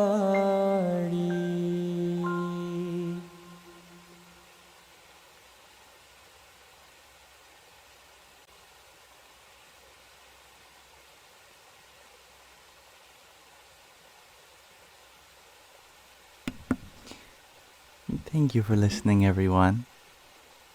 Although we might be impeded by a language or cultural barrier, surely some essence carries over and we feel rather than intellectually know the timeless and universal qualities of love and devotion. I believe that first part was narrated by Shyambo, who is a friend that Sky Guardian has linked with me. We have linked up, had some nice calls together, and so I very much enjoy having this opportunity to expand the network of a spiritual community that goes far beyond culture and class, creed, boundaries of that sort. Makes me happy to have such a timeless and universal community. So thank you everyone for listening, and Sky Guardian for sending that. Very beautiful. And thank you Nervar, Moon and Star, for your rose a minute ago. And thank you Kira for your Heart Me and Team bracelet. Jai Sitaram. And I'm happy you enjoyed listening to that, everyone. What a lovely and distinguished gentleman. Yes, Mahant Swami Maharaj, who was the successor to Pramukh Swami Maharaj. Mahant Swami Maharaj, who you saw in the video, he accepts emails, which is incredible because he goes through literally millions of them. And he reads or is informed about the contents of every single one. And if anyone has some like high-level spiritual questions, you can email this guy, which is crazy, Although I'm comparing apples to oranges here. It'd be like if the Buddha existed and he had an email. You could just email the Buddha and he would respond to you, which is pretty cool. Now, not to compare the nature of the Buddha to Pramukh Swami Maharaj. They are very different, but it is the same level of outreach. The number of people that is touched by their heart and their messages. That is definitely comparable. So, that's an opportunity for you all that I thought I'd mention just in case you were interested. I think that's lovely. Thank you, Aquarius lady, for your half-dozen roses and pair of tiny dinies. Yippee!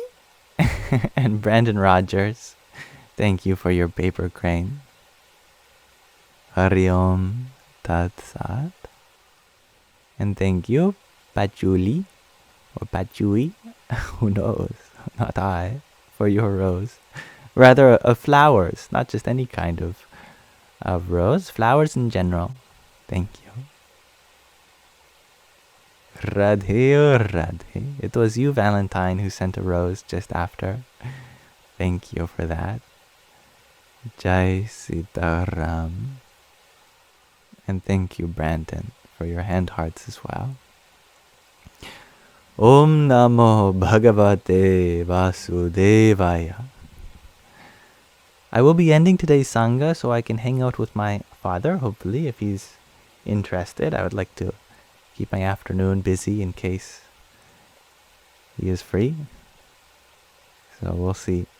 But for now, I thank you all for being present in this Sangha. For the next 6 days, too, I'll be doing earlier times, like today. Today I started at 12 p.m. Pacific time, which is whatever 3.5 hours ago is for you.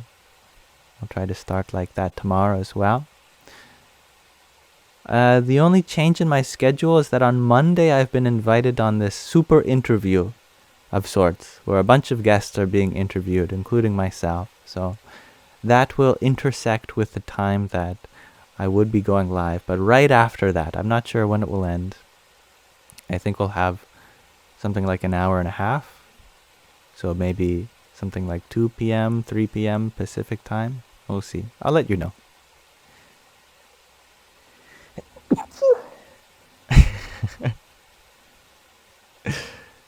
I had a dab for the sneeze, I guess. And thank you, Michael, for your heart, me and Rose. Radhe or Radhe. I'm feeling very blessed. I appreciate that, everyone. And everyone will be able to watch the super interview by Thursday, Sky Guardian says. Love to hear it. Gesundheit, yes. Thank you. Doesn't that just mean health or something? I forget. Health. Aquarius lady, thank you for your tiny diny. Yahoo! Yes, it means health. I love that. Health.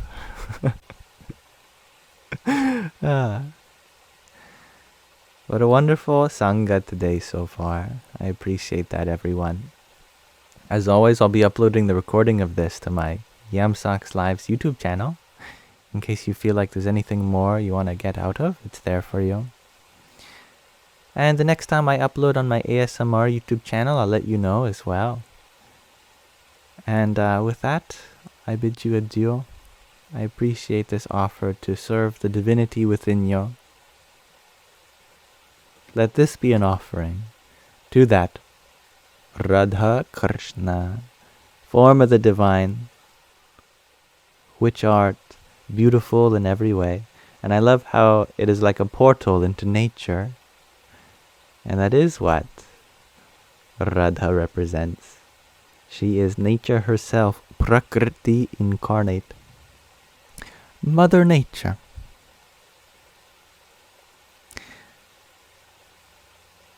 Much love. Best wishes and blessings to all of you. And thank you, Kira, for your rose. Oops. Radhe Krishna, Radhe Krishna, Krishna Krishna, Radhe Radhe, Radhe Shyam, Radhe Shyam, Shyam Shyam, Radhe Radhe.